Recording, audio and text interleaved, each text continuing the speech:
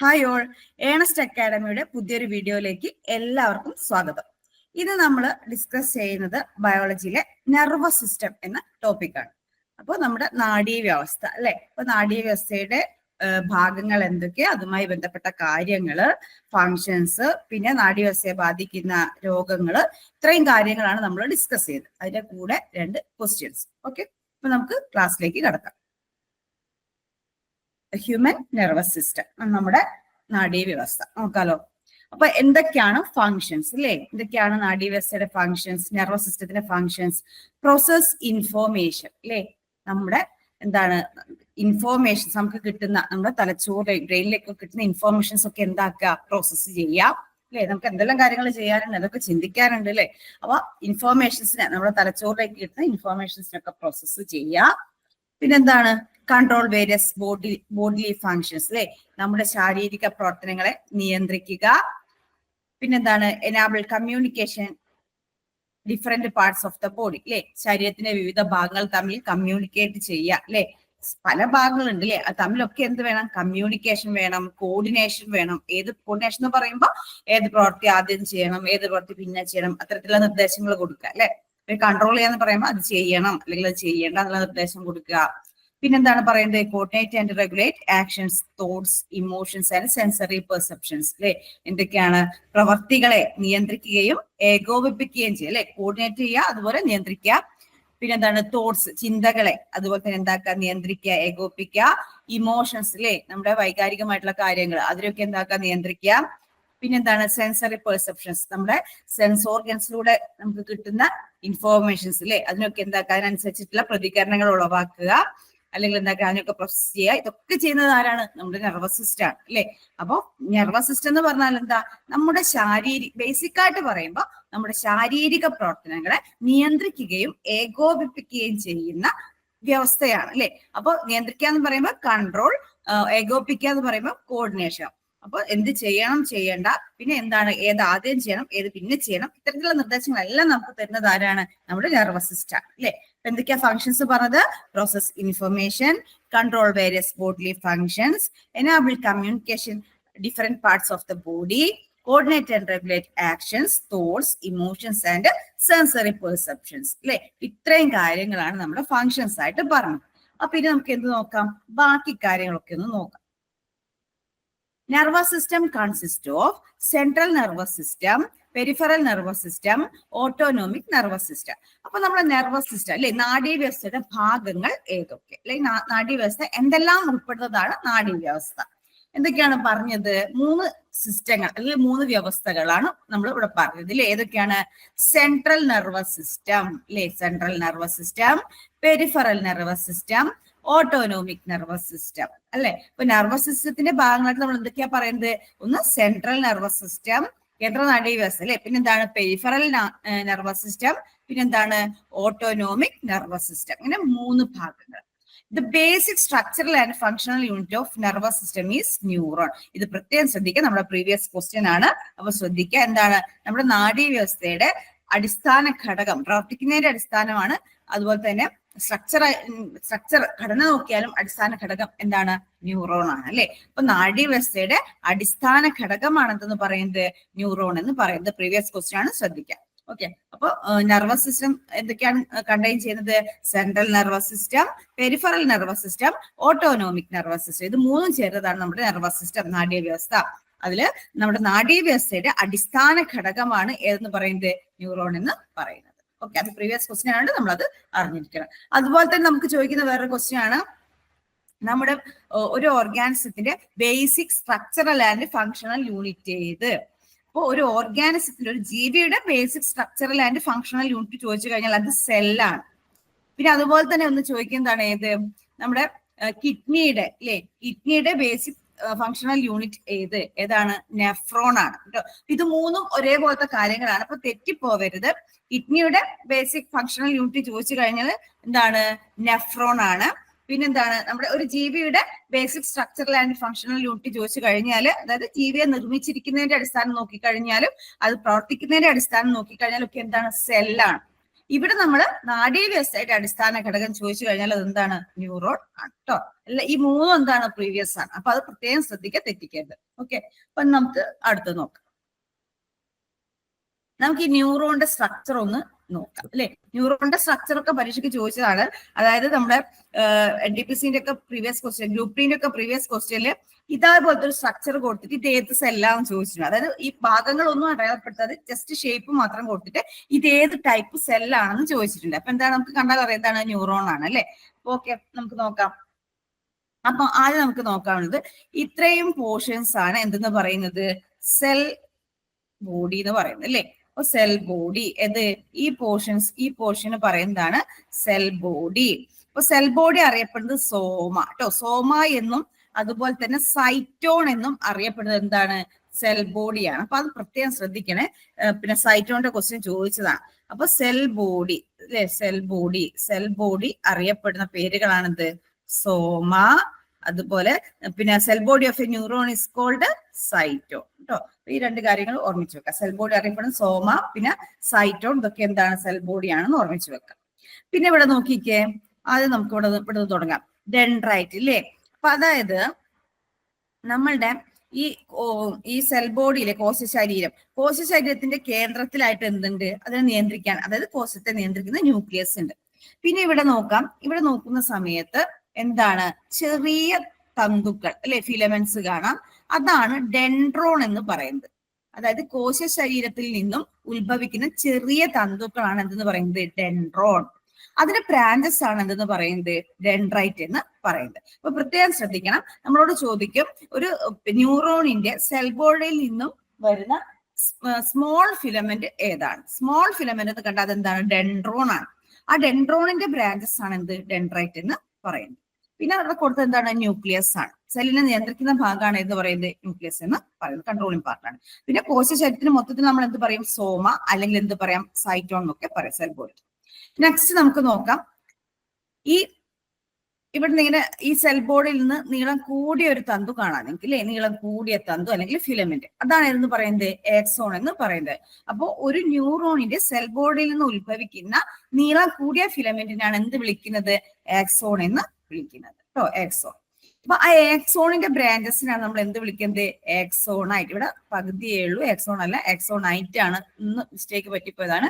ആക്സോണൈറ്റ് ആണ് കേട്ടോ. നീളം കൂടിയ ഫിലമെന്റ് ആക്സോൺ ആണ്. അതിന്റെ ബ്രാഞ്ചസ് ആണ് എന്ന് പറയുന്നത് ആക്സോണൈറ്റ് എന്ന് പറയുന്നത്. ഓക്കെ, പിന്നെ നമ്മൾ നോക്കേണ്ടത് എന്താണ്? ഈ ആക്സോണൈറ്റിനെ പൊതിഞ്ഞിരിക്കുന്ന കവറിങ് അല്ലെ, അതിനാണ് എന്ത് വിളിക്കുന്നത്? മയലിൻ എന്ന് വിളിക്കുന്നത്. മയലിൻ ഷീത്ത് അല്ലെ. ചെറിയ ക്ലാസ്സിലൊക്കെ നമ്മൾ പഠിച്ചതാണ്. പിന്നെ ഓരോരുത്തരും ഓരോ വഴിക്കായപ്പോ ചിലപ്പോൾ മറന്നു പോയിട്ടൊക്കെ ഉണ്ടാവും. അപ്പൊ എന്താണ്? ഈ ആക്സോണിനെ പൊതിഞ്ഞിരിക്കുന്ന കവറിന് പറയുന്ന പേരാണ് എന്ത്? മയലിൻ. കാണില്ലേ? മയലിൻ. അപ്പൊ ആ മയലിൻ നിർമ്മിച്ചിരിക്കുന്നത് ഏത് കോശങ്ങൾ കൊണ്ടാണെന്ന് ചോദിച്ചു കഴിഞ്ഞാൽ അതെന്താണ്? ഷ്വാൻ സെൽസ് കൊണ്ടാണ് കേട്ടോ. ഒരു സാധാരണ ന്യൂറോണിന്റെ ആക്സോൺ കവർ ചെയ്തിരിക്കുന്നത് മയലിൻ ഷീത്ത് കൊണ്ടാണ്.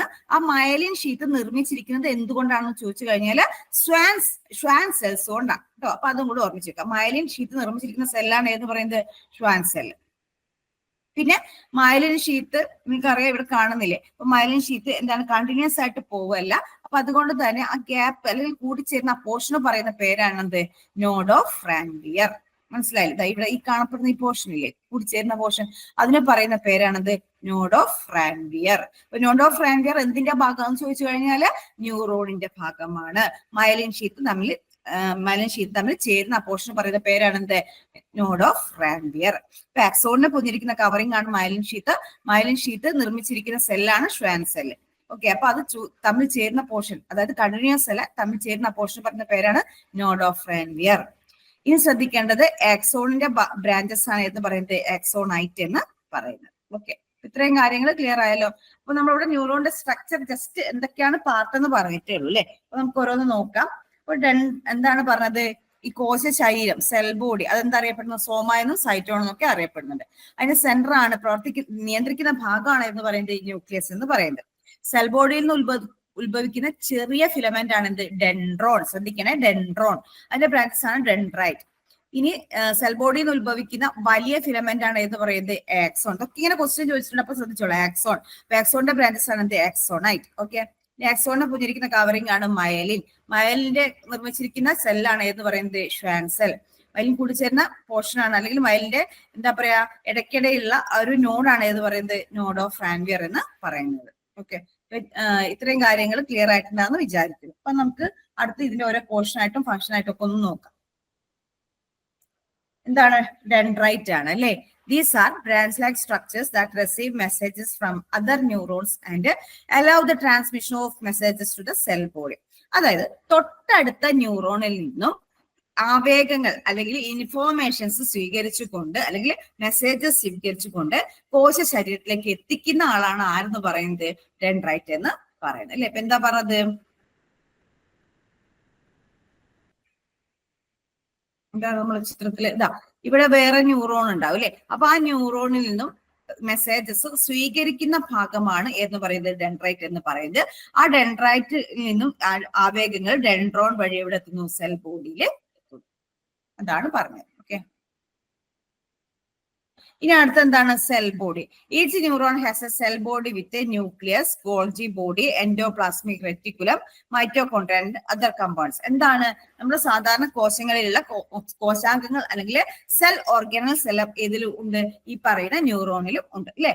Each neuron has cell body അല്ലെ. സെൽ ബോഡി കോശ ശരീരം അറിയപ്പെടുന്നത് സോമ, സൈറ്റോൺ എന്നൊക്കെ പറയും. അപ്പൊ സെൽ ബോഡി വിത്ത് ന്യൂക്ലിയസ് അല്ലെ. എന്താണ് ന്യൂക്ലിയസ്? ന്യൂക്ലിയസ് നമ്മൾ അവിടെ മാർക്ക് ചെയ്ത് വെച്ചിട്ടുണ്ട്. ഗോൾജി ബോഡി ഉണ്ട്, എൻഡോപ്ലാസ്മിക് റെറ്റിക്കുലം ഉണ്ട്, മൈറ്റോകോൺഡ്രിയ ഉണ്ട് അല്ലെ, മറ്റു കമ്പോണൻസ് ഒക്കെ ഉണ്ട് എന്നാണ് പറയുന്നത്. ഇനി എന്താണ്? Axon is a tube like structure that carries electrical impulse from the cell body to the axon terminals that pass the impulse to another neuron. അപ്പൊ ആക്സോൺ എന്ന് പറയുന്നത് നമ്മൾ പറഞ്ഞു നീളം കൂടിയ തന്തു അല്ലെങ്കിൽ ഫിലമെന്റ് ആണ് എന്ന് പറയുന്നത് ആക്സോൺ എന്ന് പറയുന്നത് അല്ലെ. ആക്സോണിന്റെ അവസ്ഥ എന്താ? ഇവിടുന്ന് നമ്മൾ പറഞ്ഞു ഡെൻഡ്രൈറ്റിൽ നിന്ന്, അതായത് ഇവിടെ വേറെ ന്യൂറോൺ ആണുള്ളത്, അതിൽ നിന്ന് മെസ്സേജസ് ഡെൻഡ്രൈറ്റ് സ്വീകരിച്ചു, ഡെൻഡ്രോൺ വഴി കോശ ശരീര സെൽ ബോഡിയിൽ എത്തി. അവിടുന്ന് ഈ പറയുന്ന മെസ്സേജസ് അല്ലെങ്കിൽ സിഗ്നലിനെ എങ്ങോട്ടേക്ക് കൊണ്ടുപോകുന്നു? ആക്സോണിന്റെ അഗ്രഭാഗമായിട്ടുള്ള ആക്സോണൈറ്റിലേക്ക് എത്തിക്കുന്നു അല്ലെ. ആക്സോണൈറ്റിലേക്ക് എത്തിക്കുന്നു. അപ്പൊ ഈ സെൽ ബോഡിയിൽ നിന്നും ആവേഗങ്ങളെ അല്ലെങ്കിൽ ഇൻഫോർമേഷൻസ് മെസ്സേജസിനെ എങ്ങോട്ടേക്ക് എത്തിക്കുകയാണ് ചെയ്യുന്നത്? ആക്സോണിന്റെ അഗ്രഭാഗമായിട്ടുള്ള ആക്സോണൈറ്റിലേക്ക് എത്തിക്കുന്നത് ആരാണ്? ആക്സോൺ ആണ് അല്ലെ. അതായത് ഇമ്പൾസസിനെ ക്യാരി ചെയ്യുന്ന ലോങ് ട്യൂബ് അല്ലെങ്കിൽ ലോങ് ഫിലമെന്റ് ആണ് എന്ന് പറയുന്നത് ആക്സോൺ എന്ന് പറയുന്നത്. അപ്പൊ ഇനി നോക്കാം സിനാപ്സ് അല്ലെ. എന്താണ്? It is the chemical junction between the terminal of one neuron and the dendrites of another neuron. A minute gap across which impulses pass by diffusion of a neurotransmitter. അപ്പം നമുക്ക് നോക്കാം. നമ്മൾ പറഞ്ഞിട്ടുണ്ട് ആക്സോണൈറ്റ് അല്ലെ. ആക്സോണിന്റെ ബ്രാഞ്ചസ് ആണ് ആക്സോണൈറ്റ്. അപ്പൊ ആക്സോണൈറ്റിന്റെ അഗ്രഭാഗത്ത് ഇവിടെ നിങ്ങൾ എന്ത് കാണാം? ഒരു ചെറിയ ചെറിയ ബൾബ് പോലെ കാണുന്നില്ലേ ഇവിടെയൊക്കെ? അപ്പൊ അതിനാണ് നമ്മൾ എന്ത് പറയുന്നത്? സിനാപ്റ്റിക് നോബ് എന്ന് പറയുന്നത്. എന്താ അതിനെ വിളിക്കുക? Synaptic knob. Synaptic knob. ഈ സിനാപ്റ്റിക് നോബാണ്, അതായത് ഈ കാണുന്ന പോർഷൻസ്, ഈ സിനാപ്റ്റിക് നോബാണ് ന്യൂറോ ട്രാൻസ്മിറ്ററിനെ എമിറ്റ് ചെയ്യുന്നത്. എന്താണ് വിളിക്കുന്നത്? Neuro transmitter. ന്യൂറോ ട്രാൻസ്മിറ്ററിനെ എമിറ്റ് ചെയ്യുന്നത് അല്ലെ. അപ്പൊ ആക്സോണൈറ്റിന്റെ അഗ്രഭാഗത്തുള്ള നോബ്സ് അല്ലെങ്കിൽ എന്താ ബൾബ് പോലത്തെ പോർഷൻ ആണ് എന്ത്? നമ്മുടെ സിനാപ്റ്റിക് നോബ് എന്ന് പറയുന്നത്. സിനാപ്റ്റിക് നോബാണ് എന്ത് എമിറ്റ് ചെയ്യുന്നത്? ന്യൂറോ ട്രാൻസ്മിറ്റർ എന്ന് പറയുന്ന രാസവസ്തുക്കളെ എമിറ്റ് ചെയ്ത് പുറത്തേക്ക് വിടുന്നത്. ഇനി എന്താണ് സിനാപ്സ് എന്ന് പറഞ്ഞാല്? അതായത് ജംഗ്ഷൻ ബിറ്റ്വീൻ ടു ന്യൂറോൺസ് ആണ്. അതായത് ഇവിടെ നോക്കിക്കേ, നമ്മുടെ ആക്സോണായിട്ട് ഇവിടെ ഉണ്ട് അല്ലെ.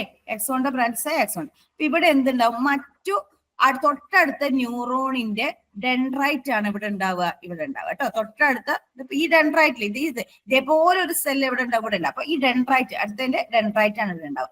അപ്പൊ ഇവിടുന്ന് ആക്സോണായിട്ട് നിന്ന് നമുക്ക് ആവേഗങ്ങൾ എങ്ങോട്ട് കൊടുക്കണം? തൊട്ടടുത്ത ഡെൻഡ്രൈറ്റിലേക്ക് കൊടുക്കണം. മനസ്സിലായില്ലേ? അപ്പൊ ഇങ്ങനെ ഈ ജംഗ്ഷന് പറയുന്ന പേരാണ് എന്ത്? സിനാപ്സ് എന്ന് പറയുന്നത്. അതായത് ജംഗ്ഷൻ ബിറ്റ്വീൻ ടു ന്യൂറോൺസ്, അതാണ് എന്ന് പറയുന്നത് സിനാപ്സ് എന്ന് പറയുന്നത്. അപ്പൊ ഇവിടെ എന്തുണ്ടാവും?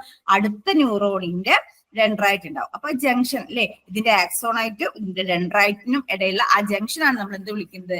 സിനാപ്സ് എന്ന് പറയുന്നത്. പിന്നെ ഇവിടെ ശ്രദ്ധിക്കേണ്ട കാര്യം, ആക്സോണൈറ്റിന്റെ അഗ്രഭാഗം അറിയപ്പെടുന്നത് സിനാപ്റ്റിക് നോബാണ്. ആ സിനാപ്റ്റിക് നോബാണ് എന്ത് എമിറ്റ് ചെയ്യുന്നത്?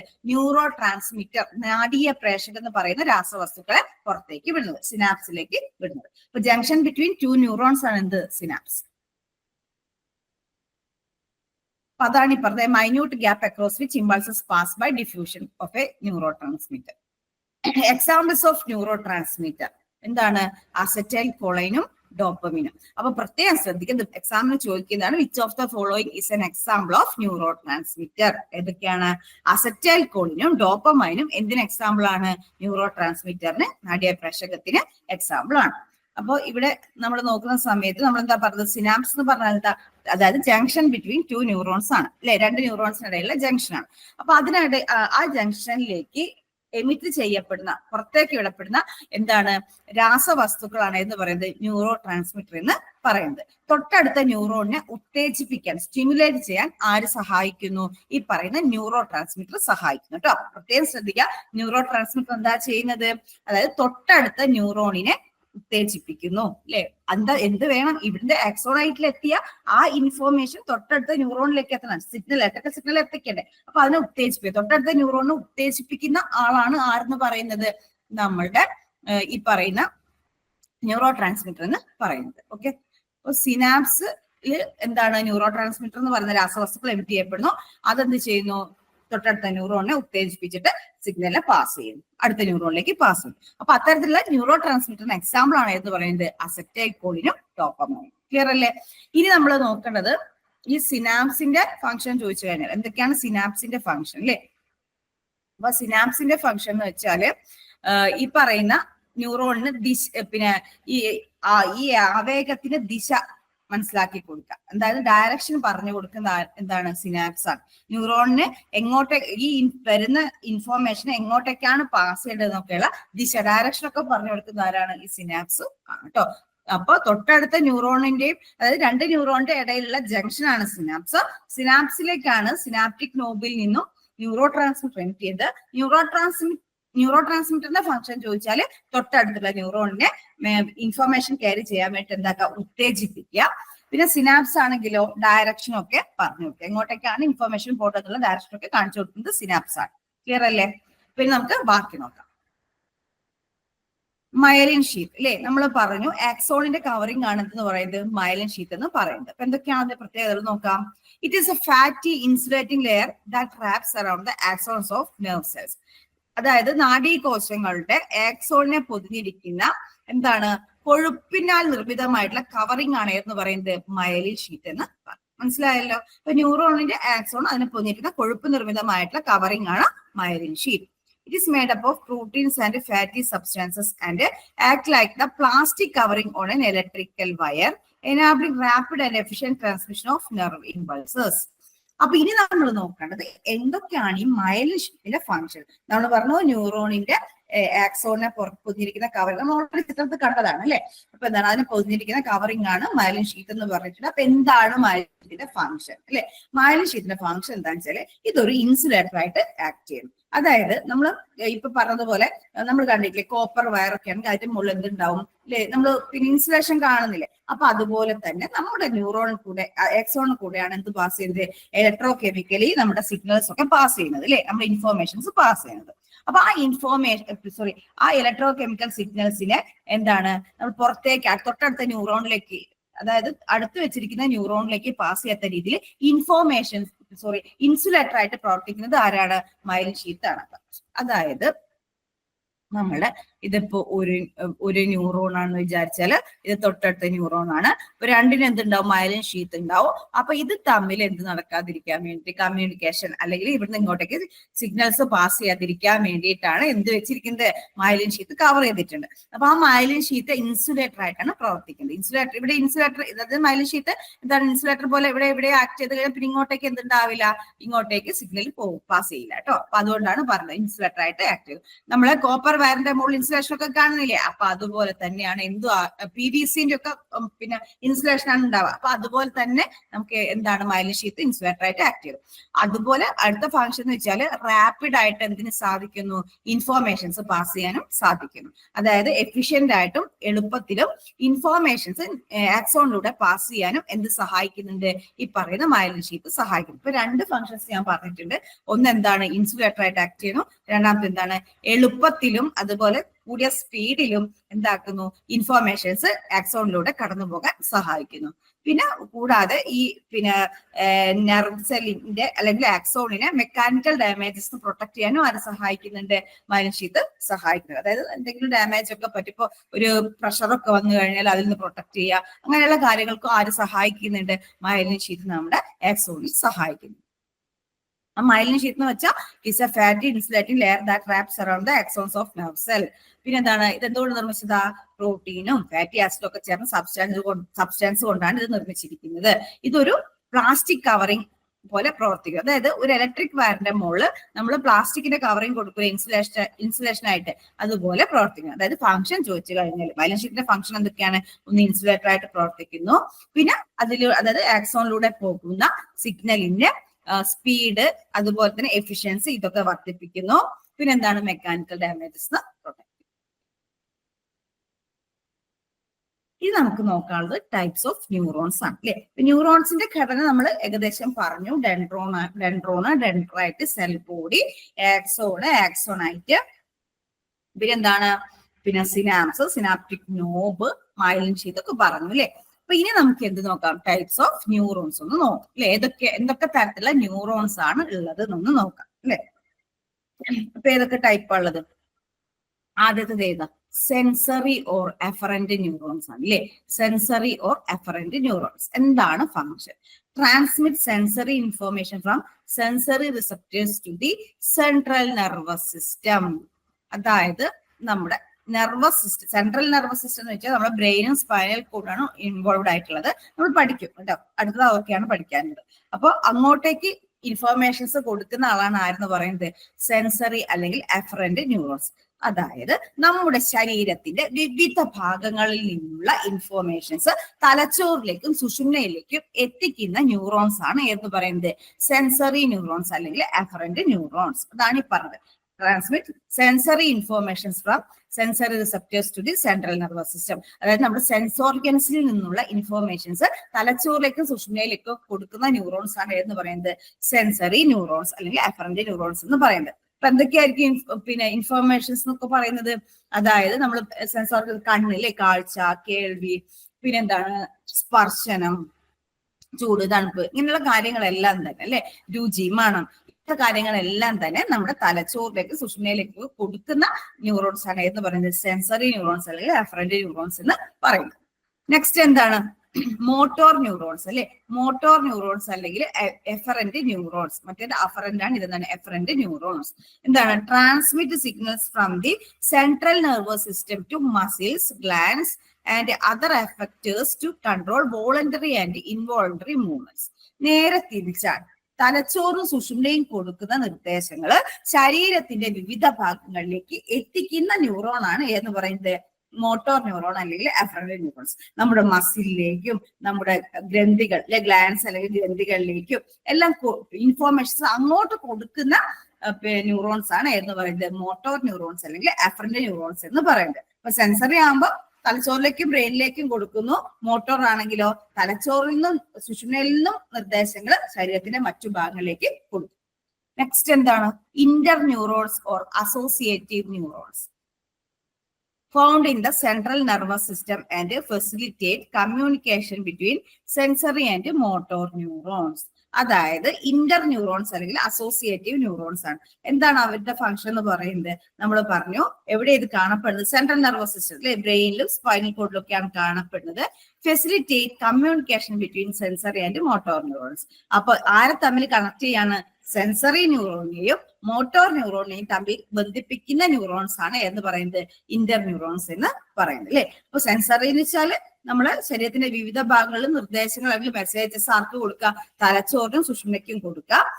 മോട്ടോർ ന്യൂറോൺ എന്ന് പറഞ്ഞാല് നമ്മുടെ സ്പൈനൽ കോഡ് അല്ലെ, സുഷുമ്നയിൽ നിന്നും അതുപോലെ തന്നെ ബ്രെയിനിൽ നിന്നും അല്ലെ എന്താക്കുക? നിർദ്ദേശങ്ങൾ ശരീരത്തിന്റെ വിവിധ ഭാഗങ്ങളിലേക്ക് കൊടുക്കുക.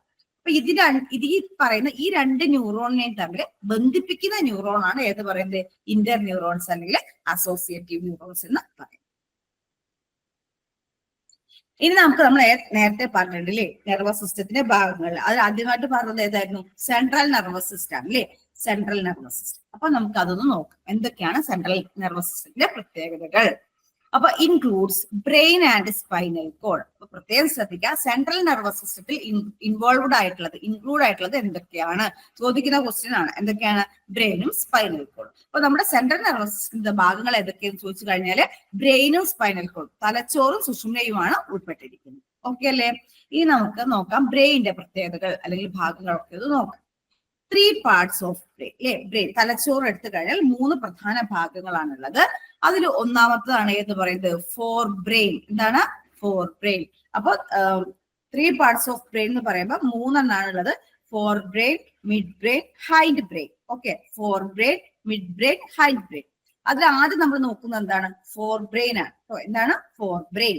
ഇപ്പൊ ഫോർ ബ്രെയിൻ എന്ന് പറയുമ്പോൾ അതെന്താ അറിയപ്പെടുന്നു? പ്രോസ് എൻസെഫാലോൺ. അപ്പൊ ചോദിക്കും പ്രോസ് എൻസെഫാലോൺ എന്നറിയപ്പെടുന്നത് താഴെ പറയുന്നതിൽ ഏതാണ്? ഏതാണ്? ഫോർ ബ്രെയിൻ ആണ് പ്രോസ് എൻസെഫാലോൺ എന്ന് അറിയപ്പെടുന്നത്. അപ്പൊ എന്തൊക്കെയാണ് ഫോർ ബ്രെയിന്റെ ഭാഗങ്ങൾ?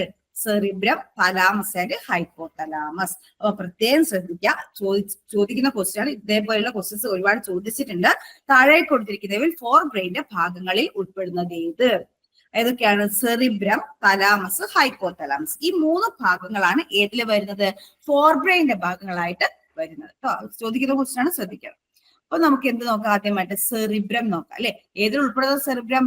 ഫോർ ബ്രെയിനിൽ ഉൾപ്പെടുന്നതാണ് സെറിബ്രം എന്ന് പറയുന്നത് അല്ലെ? അപ്പൊ ആ സെറിബ്രത്തിന്റെ പ്രത്യേകതകളാണ് നമ്മൾ നോക്കുക. The largest part of the brain. എന്താണ് സെറിബ്രത്തിന്റെ പ്രത്യേകത? Largest part of brain. അപ്പൊ ബ്രെയിനിന്റെ ഭാഗങ്ങൾ നമ്മൾ എടുത്തു നോക്കിക്കഴിഞ്ഞാൽ അതിൽ ഏറ്റവും വലിയ ഭാഗമാണ് എന്ന് പറയുന്നത് സെറിബ്രം എന്ന് പറയുന്നത്. Next, responsible for higher level functions like thinking, reasoning and conscious control of movements. അല്ലേ? അപ്പൊ എന്തൊക്കെയാ പറയുന്നത്? അതായത് നമ്മുടെ ചിന്ത, ഭാവന, അല്ലെ, ഓർമ്മശക്തി, ബുദ്ധി, ഇങ്ങനെയുള്ള കാര്യങ്ങളെയൊക്കെ നിയന്ത്രിക്കുന്നത് ആരാണ്? സെറിബ്രം. പിന്നെ ശ്രദ്ധിക്കേണ്ട കാര്യം നമ്മുടെ വോളണ്ടറി മൂവ്മെന്റ് അല്ലെ? വോളണ്ടറി മൂവ്മെന്റിനെ നിയന്ത്രിക്കുന്നതും ആര് തന്നെയാണ്? സെറിബ്രം ആണ്. വോളണ്ടറി ആക്ഷൻസ് അല്ലെങ്കിൽ മൂവ്മെന്റ് എന്നൊക്കെ പറഞ്ഞാൽ എന്താ? അതായത് നമ്മുടെ ഇഷ്ടത്തിനനുസരിച്ച് നമ്മുടെ ശരീരം ചലിപ്പിക്കുന്നതിനാണ് നമ്മൾ എന്ത് വിളിക്കുന്നത്?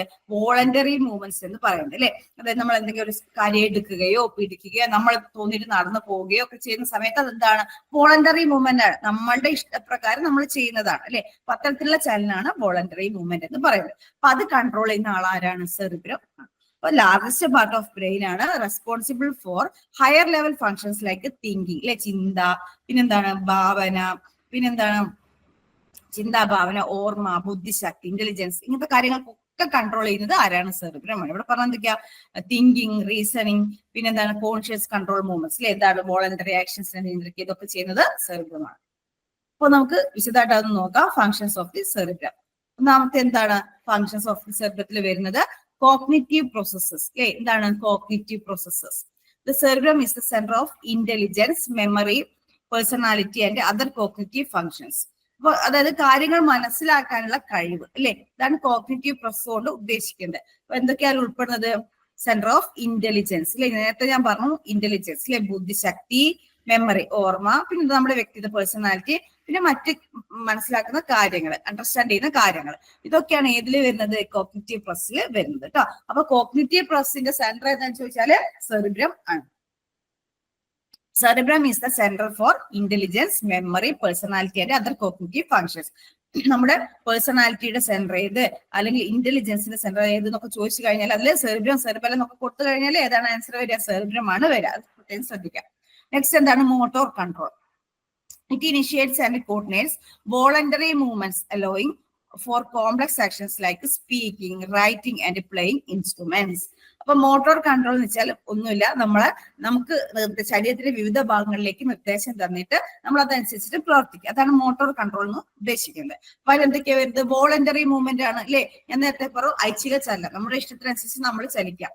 പിന്നെന്താണ്? കോംപ്ലക്സ് ആക്ഷൻസ് ലൈക്ക് സ്പീക്കിംഗ്, സംസാരിക്കുക, എഴുതുക, പിന്നെ ഇൻസ്ട്രുമെന്റ്സ് ഒക്കെ വായിക്കുക അല്ലെ? വയലിൻ, തബല അല്ലെ? ഇൻസ്ട്രുമെന്റ്സ് ഒക്കെ വായിക്കുക, മ്യൂസിക് ഇൻസ്ട്രുമെന്റ്സ് ആണ് അതൊക്കെ.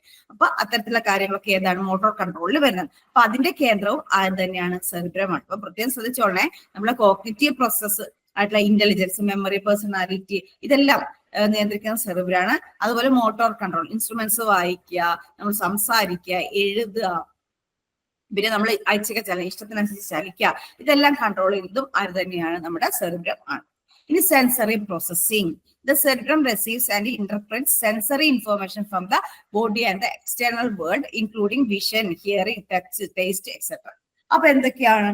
കാഴ്ച, കേൾവി, പിന്നെന്താണ്? മണം, രുചി, സ്പർശനം, ഇതേപോലെയുള്ള കാര്യങ്ങളുടെ ഒക്കെ പ്രോസസ്സിംഗ് അല്ലേ? നമുക്കതൊക്കെ അനുഭവവേദ്യമാകണ്ടേ? അപ്പൊ അതിനൊക്കെ സഹായിക്കുന്നത് ആരാണ്?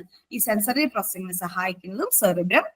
ഇതിന്റെ ഒക്കെ നിർദ്ദേശങ്ങൾ, അതായത് നമ്മൾ കാഴ്ചയുടെ സിഗ്നൽ ആയാലും, കേൾവിയുടെ സിഗ്നൽ ആയാലും, രുചിയുടെ സിഗ്നൽ ആയാലും, മണത്തിന്റെ സിഗ്നൽ ആയാലും, സ്പർശനത്തിന്റെ സിഗ്നൽ ആയാലും എല്ലാം പോകുന്നത് എങ്ങോട്ടേക്കാണ്? സെറിബ്രത്തിലേക്കാണ്. സെറിബ്രാണ് പ്രോസസ് ചെയ്യുന്നത്.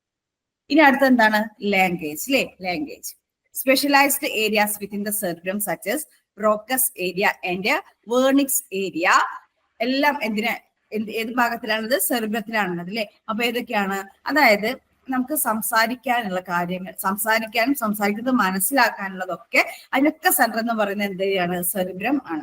Specialised areas within the cerebrum such as Broca's area language production അല്ലെ? സംസാരിച്ച് പഠിക്കുക അല്ലെങ്കിൽ സംസാരിക്കാനുള്ള കഴിവ് അല്ലെ? അപ്പൊ അതുമായി ബന്ധപ്പെട്ട ഏരിയ ആണ്, സ്പീച്ച് പ്രൊഡക്ഷനുമായി ബന്ധപ്പെട്ട ഏരിയ ആണ് ബ്രോക്കസ് ഏരിയ. അടുത്ത ഏതാണ്? വേറൊരു ഏരിയ പറയുന്നത് വെർണിക്സ് ഏരിയ ആണ്. പ്രത്യേകം ശ്രദ്ധിക്കണം ഇതൊക്കെ. അപ്പൊ സ്പീച്ച് പ്രൊഡക്ഷനുമായി അല്ലെങ്കിൽ ലാംഗ്വേജ് പ്രൊഡക്ഷനുമായി ബന്ധപ്പെട്ടത് ബ്രോക്കസ് ഏരിയ ആണ്. ലാംഗ്വേജ് കോംപ്രിഹെൻഷൻ അല്ലെങ്കിൽ ഭാഷ മനസ്സിലാക്കലുമായി ബന്ധപ്പെട്ടത് എന്താണ്? വെർണിക്സ് ഏരിയ ആണ് കേട്ടോ. സംസാരിക്കാനുള്ള കഴിവ് അല്ലെങ്കിൽ ലാംഗ്വേജ് പ്രൊഡക്ഷനുമായിട്ടുള്ള ബന്ധം ബ്രോക്കസ് ഏരിയക്കാണ്. എന്നാൽ ലാംഗ്വേജ് കോംപ്രിഹെൻഷൻ അല്ലെങ്കിൽ ഒരാൾ സംസാരിക്കുന്നത് മനസ്സിലാക്കാനൊക്കെയുള്ള കഴിവ്, അത് ഏതുമായി ബന്ധപ്പെട്ടതാണ്? വെർണിക്സ് ഏരിയയുമായി ബന്ധപ്പെട്ടാണ്. രണ്ടായാലും ലാംഗ്വേജുമായി ബന്ധപ്പെട്ട നമ്മൾ പറയുന്നതായാലും പറയുന്നത് മനസ്സിലാക്കുന്നതായാലും അതിന്റെ ഒക്കെ ഏരിയ എവിടെയാണ് സ്ഥിതി ചെയ്യുന്നത്? സെറിബ്രത്തിലാണ് സ്ഥിതി ചെയ്യുന്നത്. നെക്സ്റ്റ് എന്താണ്? ഇമോഷണൽ റെഗുലേഷൻ ആണ് അല്ലെ? The cerebrum plays a role in processing and regulating emotions. അല്ലെ? നമ്മുടെ വൈകാരികമായിട്ടുള്ള കാര്യങ്ങളൊക്കെ നിയന്ത്രിക്കുന്നത് അല്ലെങ്കിൽ കൺട്രോൾ ചെയ്യുന്നതും അത് തന്നെയാണ് സെറിബ്രം. അപ്പൊ ഫങ്ഷൻസ് ഓഫ് സെറിബ്രം നമ്മളൊന്ന് വിശദമായിട്ട് പറഞ്ഞതാണ്. ഒന്ന് എന്താണ്? കോഗ്നിറ്റീവ് പ്രോസസ്സസ് ആണ് അല്ലെ? കോഗ്നിറ്റീവ് പ്രോസസ് എന്ന് പറയുന്ന സമയത്ത് ഇന്റലിജൻസ്, മെമ്മറി, പേഴ്സണാലിറ്റി, മറ്റു കാര്യങ്ങൾ ഞാൻ പറഞ്ഞ ബുദ്ധിശക്തി, ഓർമ്മ, ചിന്ത, ഭാവന, അങ്ങനത്തെ കാര്യങ്ങളൊക്കെ അതിൽ വരും, കോഗ്നിറ്റീവ് പ്രോസസ്സിൽ വരും. അടുത്തെന്താണ്? മോട്ടോർ കൺട്രോൾ ആണ് അല്ലെ? നമ്മുടെ ഐച്ഛിക ചലനങ്ങളെ നിയന്ത്രിക്കുക. പിന്നെന്താണ്? എഴുത്ത്, വായന, പിന്നെന്താണ്? അതുപോലെ തന്നെ ഇൻസ്ട്രുമെന്റ്സ് ഒക്കെ പ്ലേ ചെയ്യുക. ഇതൊക്കെ മോട്ടോർ കൺട്രോൾ ഫംഗ്ഷനിൽ വരും. അടുത്തെന്താണ്? സെൻസറി പ്രോസസ്സിംഗ് ആണ് അല്ലെ? നമ്മുടെ പഞ്ചേന്ദ്രിയങ്ങൾ തരുന്ന സിഗ്നൽസ് എല്ലാം എത്തുന്നത് എങ്ങോട്ടേക്കാണ്? സെറിബ്രത്തിലേക്കാണ്. അത് അവിടെ വെച്ചിട്ട് അതെന്താ പ്രോസസ് ചെയ്യപ്പെടുകയാണ്. നമുക്കത് അനുഭവഭേദ്യമാകുന്നു. നെക്സ്റ്റ് എന്താണ്? ലാംഗ്വേജ് ആണ് അല്ലെ? ഭാഷയുമായി ബന്ധപ്പെട്ട ഏരിയയും എവിടെയാണ്? അത് പ്രീവിയസ് ക്വസ്റ്റ്യൻ ആണ് കേട്ടോ. SSC പ്രീവിയസ് ക്വസ്റ്റ്യൻ ആണ്. ഭാഷയുമായി ബന്ധപ്പെട്ട ഏരിയ എവിടെയാണെന്നുള്ളത്. അപ്പൊ എവിടെയാണ്? അതും സെറിബ്രത്തിലാണ് സ്ഥിതി ചെയ്യുന്നത്. അതിൽ രണ്ട് ഏരിയ പ്രത്യേകം പറഞ്ഞിട്ടുണ്ട്. ഏതൊക്കെയാണ്? ഒന്ന് ബ്രോക്കസ് ഏരിയ ആണ്, മറ്റൊന്ന് എന്താണ്? വെർണിക്സ് ഏരിയ ആണ്. ബ്രോക്കസ് ഏരിയ എന്ന് വെച്ചാൽ ലാംഗ്വേജ് പ്രൊഡക്ഷൻ അല്ലെ? ഭാഷയുടെ നിർമ്മാണം, ഭാഷ നമ്മൾ സംസാരിച്ച് തുടങ്ങുന്നതുമായി ബന്ധപ്പെട്ടതാണ് ഇത് ബ്രോക്കസ് ഏരിയ എന്ന് പറയുന്നത്, സംസാരിക്കുന്നതുമായി ബന്ധപ്പെട്ട്. വെർണിക്സ് ഏരിയ എന്ന് പറഞ്ഞാൽ ഈ സംസാരിക്കുന്ന കാര്യങ്ങൾ മറ്റുള്ളവർ പറയുന്ന ലാംഗ്വേജും കാര്യങ്ങളൊക്കെ എന്താക്കാം മനസ്സിലാക്കുന്നതുമായി ബന്ധപ്പെട്ടതാണ് വെർണിക്സ് ഏരിയ എന്ന് പറയുന്നത്. നെക്സ്റ്റ് എന്താണ്? Emotional regulation. ഇമോഷണൽ റെഗുലേഷൻ എന്ന് വെച്ചാൽ നമ്മൾ വൈകാരികമായിട്ടുള്ള കാര്യങ്ങളൊക്കെ നിയന്ത്രിക്കുന്നതിലും ആര് പങ്കുവഹിക്കുന്നുണ്ട്? സെറിബ്രം പങ്കുവഹിക്കുന്നു. ഇതൊക്കെ ക്വസ്റ്റ്യൻസിന്റെ ഏരിയ ആണ്. നല്ലോണം ശ്രദ്ധിച്ച് മനസ്സിലാക്കി പഠിക്കണം. അടുത്തെന്താണ്? Structure of the cerebrum. അപ്പൊ ഇതിൽ നിന്നും നമുക്ക് ക്വസ്റ്റ്യൻസ് ഒക്കെ വരാറുണ്ട്. അപ്പൊ രണ്ട് ഹെമിസ്ഫിയർസ് അല്ലെ? ഹെമിസ്ഫിയർസ് ആണ്. The cerebrum is divided into a left and right hemispheres connected by the corpus callosum. അപ്പൊ പ്രത്യേകം ശ്രദ്ധിക്കുക, രണ്ട് ഹെമിസ്ഫിയേഴ്സ് എന്താണ്? ഒരു ടിഷ്യൂ ക്ലസ്റ്റർ വെച്ചിട്ട് കണക്ട് ആയിട്ടാണ്. അതാണ് എന്ന് പറയുന്നത് നമ്മുടെ സെറിബ്രം എന്ന് പറയുന്നത്. അപ്പൊ റൈറ്റ് ഹെമിസ്ഫിയർ, ലെഫ്റ്റ് ഹെമിസ്ഫിയർ അല്ലെ? അപ്പൊ കണക്റ്റഡ് ബൈ കോർപ്പസ് കൊളോസം അല്ലെ? ഇപ്പൊ ഇതിന് തമ്മിൽ കണക്ട് ചെയ്യുന്ന പോർഷൻ ആണ് എന്ന് പറയുന്നത് കോർപ്പസ് കൊളോസം. അതും ചോദിച്ചിട്ടുണ്ട്. റൈറ്റ് ഹെമിസ്ഫിയറും ലെഫ്റ്റ് ഹെമിസ്ഫിയറും തമ്മിൽ കണക്ട് ചെയ്യുന്ന ടിഷ്യൂ പോർഷൻ ആണ് ഏത്? കോർപ്പസ് കൊളോസം. അത് പ്രീവിയസ് ക്വസ്റ്റ്യൻ ആണ്, ശ്രദ്ധിക്കുക. ഇനി എന്താണ്? 4 ലോബ്സ് അല്ലെ? എന്താണ്? Each hemisphere is further divide into 4 lobes. അപ്പൊ ഇത് ഒരു ഹെമിസ്ഫിയർ, ഇത് വേറൊരു ഹെമിസ്ഫിയർ. ഇതിലൊക്കെ എന്തുണ്ട്? 4 ലോബുകൾ ഉണ്ട്. രണ്ടിൽ എന്തുണ്ട്? 4 ലോബുകൾ വീതം ഉണ്ട്. അപ്പൊ അതും മനസ്സിലാക്കാം. എന്തൊക്കെ നോക്കാം? ഫ്രോണ്ടൽ ലോബ് അല്ലെ? ഫ്രോണ്ടൽ ലോബ്, സെറിബ്രത്തിലെ frontal lobe involved in planning അല്ലെ? പ്ലാനിങ്, ഡിസിഷൻ മേക്കിംഗ്, തീരുമാനങ്ങളൊക്കെ എടുക്കുക. മോട്ടോർ കൺട്രോൾ, ആസ്പെക്ട്സ് ഓഫ് ലാംഗ്വേജുമായി ബന്ധപ്പെട്ട കാര്യങ്ങൾ, ഇതൊക്കെയാണ് ഏതിൽ വരുന്നത്? ഫ്രോണ്ടൽ ലോബിൽ വരുന്നത്. അപ്പൊ പ്രത്യേകം ശ്രദ്ധിക്കണേ, നമ്മൾ സെറിബ്രത്തിലെ ഫങ്ഷൻസ് ഓൾറെഡി പറഞ്ഞു, എല്ലാം കൂടെ തമ്മിൽ കലർന്നു പോകുന്നത് ഫങ്ഷൻസ് ഒക്കെ പറഞ്ഞ ഒരു ഭാഗത്ത് വെച്ചിട്ടുണ്ട്. ഇപ്പൊ നമ്മൾ എന്താ നോക്കുന്നത്? സെറിബ്രത്തിലെ സ്ട്രക്ചർ ആണ് നോക്കുന്നത്. അപ്പൊ രണ്ട് ഹെമിസ്ഫിയേഴ്സിനെ തമ്മിൽ കോർപ്പസ് കോളോസ് എന്ന് പറയുന്ന ടിഷ്യൂ വെച്ചിട്ട് കണക്റ്റഡ് ആണ് എന്ന് പറയുന്നത് നമ്മുടെ സെറിബ്രം എന്ന് പറയുന്നത്. ഓരോ ഹെമിസ്ഫിയറിൽ എന്തുണ്ട്? 4 ലോബുകൾ വീതം ഉണ്ട്. അപ്പൊ ആ ലോബുകളെ കുറിച്ചാണ് നമ്മൾ പറയുന്നത്. ആദ്യത്തേത് ഏതാണ്? ഫ്രോണ്ടൽ ലോബാണ്. ഫ്രോണ്ടൽ ലോബ് എന്തുമായി ബന്ധപ്പെട്ടിരിക്കുന്നു? Planning, decision making, motor control, അതുപോലെ ലാംഗ്വേജ്, ഇതൊക്കെ ആയി ബന്ധപ്പെട്ടതാണ് ഫ്രോണ്ടൽ ലോബ്. അടുത്തത് ഏതാണ്? പെരീറ്റൽ ലോബാണ് അല്ലെ. Parietal lobe process sensory information including touch, temperature and pain അല്ലെ. അപ്പൊ പെരീറ്റൽ ലോബ് എന്തുമായി ബന്ധപ്പെട്ടിരിക്കുന്നു? സെൻസറി ഇൻഫോർമേഷനുമായി ബന്ധപ്പെട്ട ലോബാണ് എന്ന് പറയുന്നത് പെരീറ്റൽ ലോബ്. നമ്മൾ നേരത്തെ പറഞ്ഞ ഫങ്ഷൻസ് ഒക്കെ എവിടെയാണ് നിയന്ത്രിക്കുന്നത് എന്നൊക്കെയുള്ളതാണ് ഇതിൽ വരുന്നത്. അപ്പൊ പെരീറ്റൽ ലോബ് എന്തുമായി ബന്ധപ്പെട്ടിരിക്കുന്നു? സെൻസറി ഇൻഫോർമേഷൻസ് അല്ലെ, സെൻസ് ഓർഗൻസ് കൊണ്ടുവരുന്ന informations including touch, temperature and pain അല്ലെ. എന്തൊക്കെയാണ്? സ്പർശനം, താപം, വേദന, ഇതൊക്കെ ആയിട്ട് ബന്ധപ്പെട്ടിരിക്കും. അപ്പൊ ഓർമ്മിക്കണേ, ലോബിന്റെ പേര് പെരീറ്റൽ ലോബ്. നെക്സ്റ്റ് എന്താണ്? ടെമ്പൊറൽ ലോബാണ്. Temporal lobe involved in auditory processing, memory and language. അപ്പോൾ ടെമ്പറൽ ലോബ് എന്തുമായി ബന്ധപ്പെട്ടിരിക്കുന്നു? ഓഡിറ്ററി പ്രോസസിംഗ് ഉണ്ട്, മെമ്മറി ഉണ്ട്, ലാംഗ്വേജ് ഉണ്ട് അല്ലെ. അപ്പൊ ഇതുമായി ബന്ധപ്പെട്ടതാണ് ഏത് പറയുന്നത്? ടെമ്പറൽ ലോബ് എന്ന് പറയുന്നത്. അപ്പൊ ഫ്രോണ്ടൽ ലോബ് എന്ന് പറയുന്നത് planning, decision making, motor control, പിന്നെ ആസ്പെക്ട്സ് ഓഫ് ലാംഗ്വേജ്, ഇതൊക്കെയാണ് ഇതിൽ വരുന്നത്, ഫ്രോണ്ടൽ ലോബിൽ വരുന്നത്. പെരീറ്റൽ ലോബ് ആണെങ്കിലോ നമ്മുടെ സെൻസറി ഇൻഫോർമേഷൻസ് അല്ലെ, സെൻസ് ഓർഗൻസ് എന്ന് വരുന്ന പഞ്ചേന്ദ്രിയങ്ങളിൽ നിന്ന് വരുന്ന ഇൻഫോർമേഷൻസ് ഒക്കെ പ്രോസസ് ചെയ്യുക. അത് ഏതൊക്കെയാണ്? ടച്ച്, ടെമ്പറേച്ചർ, പെയിൻ, ഇതൊക്കെ. എന്നാൽ ടെമ്പറൽ ലോബ് ആണെങ്കിലോ, അതായത് നമ്മുടെ കേൾവിയുമായി ബന്ധപ്പെട്ട കാര്യങ്ങൾ, മെമ്മറിയുമായി ബന്ധപ്പെട്ട കാര്യങ്ങൾ, ലാംഗ്വേജുമായി ബന്ധപ്പെട്ട കാര്യങ്ങളൊക്കെ എന്താക്കുക? പ്രോസസ് ചെയ്യുക. ഓക്കെ, അപ്പൊ അതാണ് ഏതിൽ വരുന്നത്? ടെമ്പറൽ ലോബിൽ വരുന്നത്. അടുത്തത് ഏതാണ്? ഓക്സിപിറ്റൽ ലോബാണ്. Occipital lobe primarily responsible for visual processing, കാഴ്ചയുടെ പിന്നെ ഇൻഫോർമേഷൻസ് പ്രോസസ് ചെയ്യുക അല്ലെ. നമ്മുടെ കാഴ്ചയുടെ സിഗ്നൽസ് വരുന്ന സമയത്ത് കണ്ണിൽ നിന്നുള്ള സിഗ്നൽസ് നമ്മുടെ തലച്ചോറ് സെറിബ്രത്തിൽ എത്തുന്ന സമയത്ത് അതിനെ പ്രോസസ് ചെയ്യുന്ന ലോബാണ് എന്ന് പറയുന്നത് ഓക്സിപിറ്റൽ ലോബ്. അത് സെറിബ്രത്തിന്റെ ഭാഗമാണ്. അപ്പൊ നമ്മൾ ഈ സ്ലൈഡിൽ എന്താ പറഞ്ഞത്?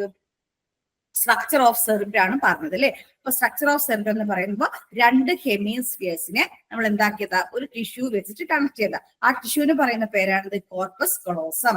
ഇനി ഓരോ ഹെമിസ്ഫിയർ എടുത്താൽ അവിടെ 4 ലോബുകൾ ഉണ്ട്. അപ്പൊ അതിൽ പറയുന്ന ലോബുകളാണ് frontal lobe, parietal lobe, temporal lobe, occipital lobe. ഇനി ഓരോന്നും എന്തിനെ നിയന്ത്രിക്കുന്നു? ഫ്രോണ്ടൽ ലോബ് ആണെങ്കിൽ planning, decision making, motor control അല്ലെ. നമ്മൾ ഐച്ഛിക ചലനങ്ങളൊക്കെ നിയന്ത്രിക്കും, മോട്ടോർ കൺട്രോൾ.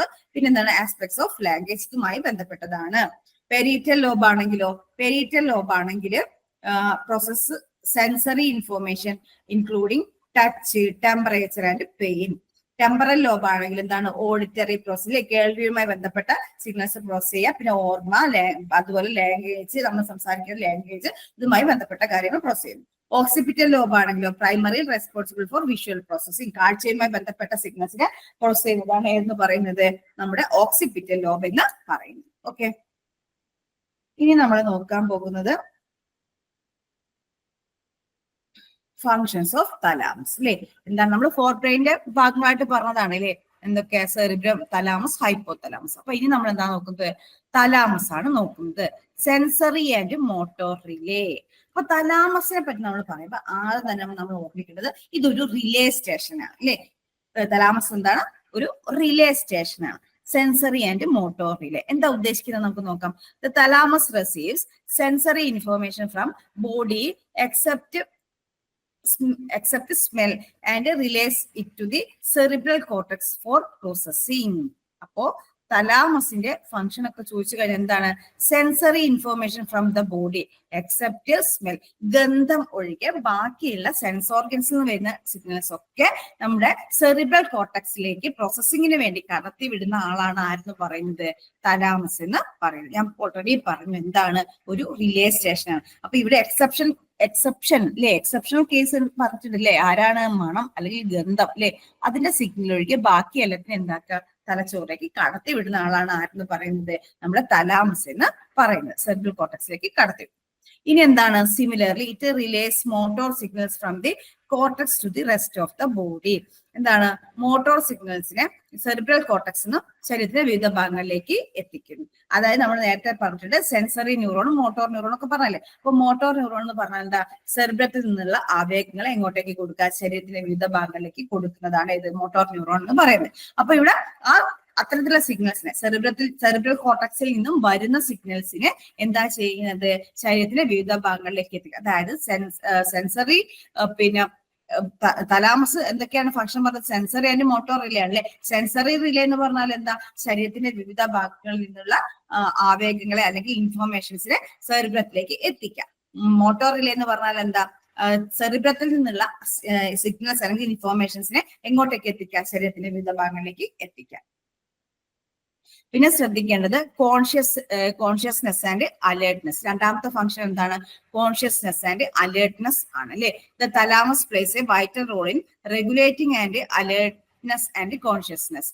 അതായത് പിന്നെ എന്താണ്, ഈ പ്രയോറിറ്റി അനുസരിച്ചിട്ടൊക്കെ എന്താക്കുക, നമ്മുടെ ഇൻഫോർമേഷൻസിനെ തലച്ചോറിലേക്ക് കടത്തിവിടുക അല്ലെങ്കിൽ സെറിബ്രത്തിലേക്ക് കടത്തിവിടുക. അപ്പം മുൻഗണനാ ക്രമം അനുസരിച്ചിട്ട് ഇന്ന പിന്നെ ആവേഗം അല്ലെങ്കിൽ ഇൻഫർമേഷൻ ആണ് ആദ്യം സെറിബ്രത്തിലേക്ക് എത്തേണ്ടത്.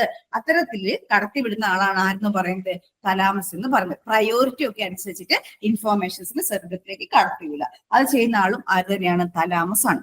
വേറെ പ്രത്യേകം ശ്രദ്ധിക്കേണ്ട ഒരു കാര്യം, ഈ പെയിൻ കില്ലർ എവിടെയാണ് എഫക്ട് ചെയ്യുന്നത് അല്ലെങ്കിൽ അനാൽജസിക്സ് എവിടെയാണ് എഫക്ട് ചെയ്യുന്നത് എന്നൊക്കെ ചോദിച്ചാൽ തലാമസിലാണ് കേട്ടോ. അപ്പൊ അതും കൂടെ ശ്രദ്ധിക്കണേ. പെയിൻ കില്ലർ അല്ലെങ്കിൽ എന്താണ് നമ്മുടെ അനാൽജസിക്സ് ഒക്കെ എവിടെയാണ് പ്രവർത്തിക്കുന്നത് ചോദിച്ചാൽ തലാമസിലാണ്. ക്വസ്റ്റ്യൻ ആണ്, ശ്രദ്ധിച്ചോളാം.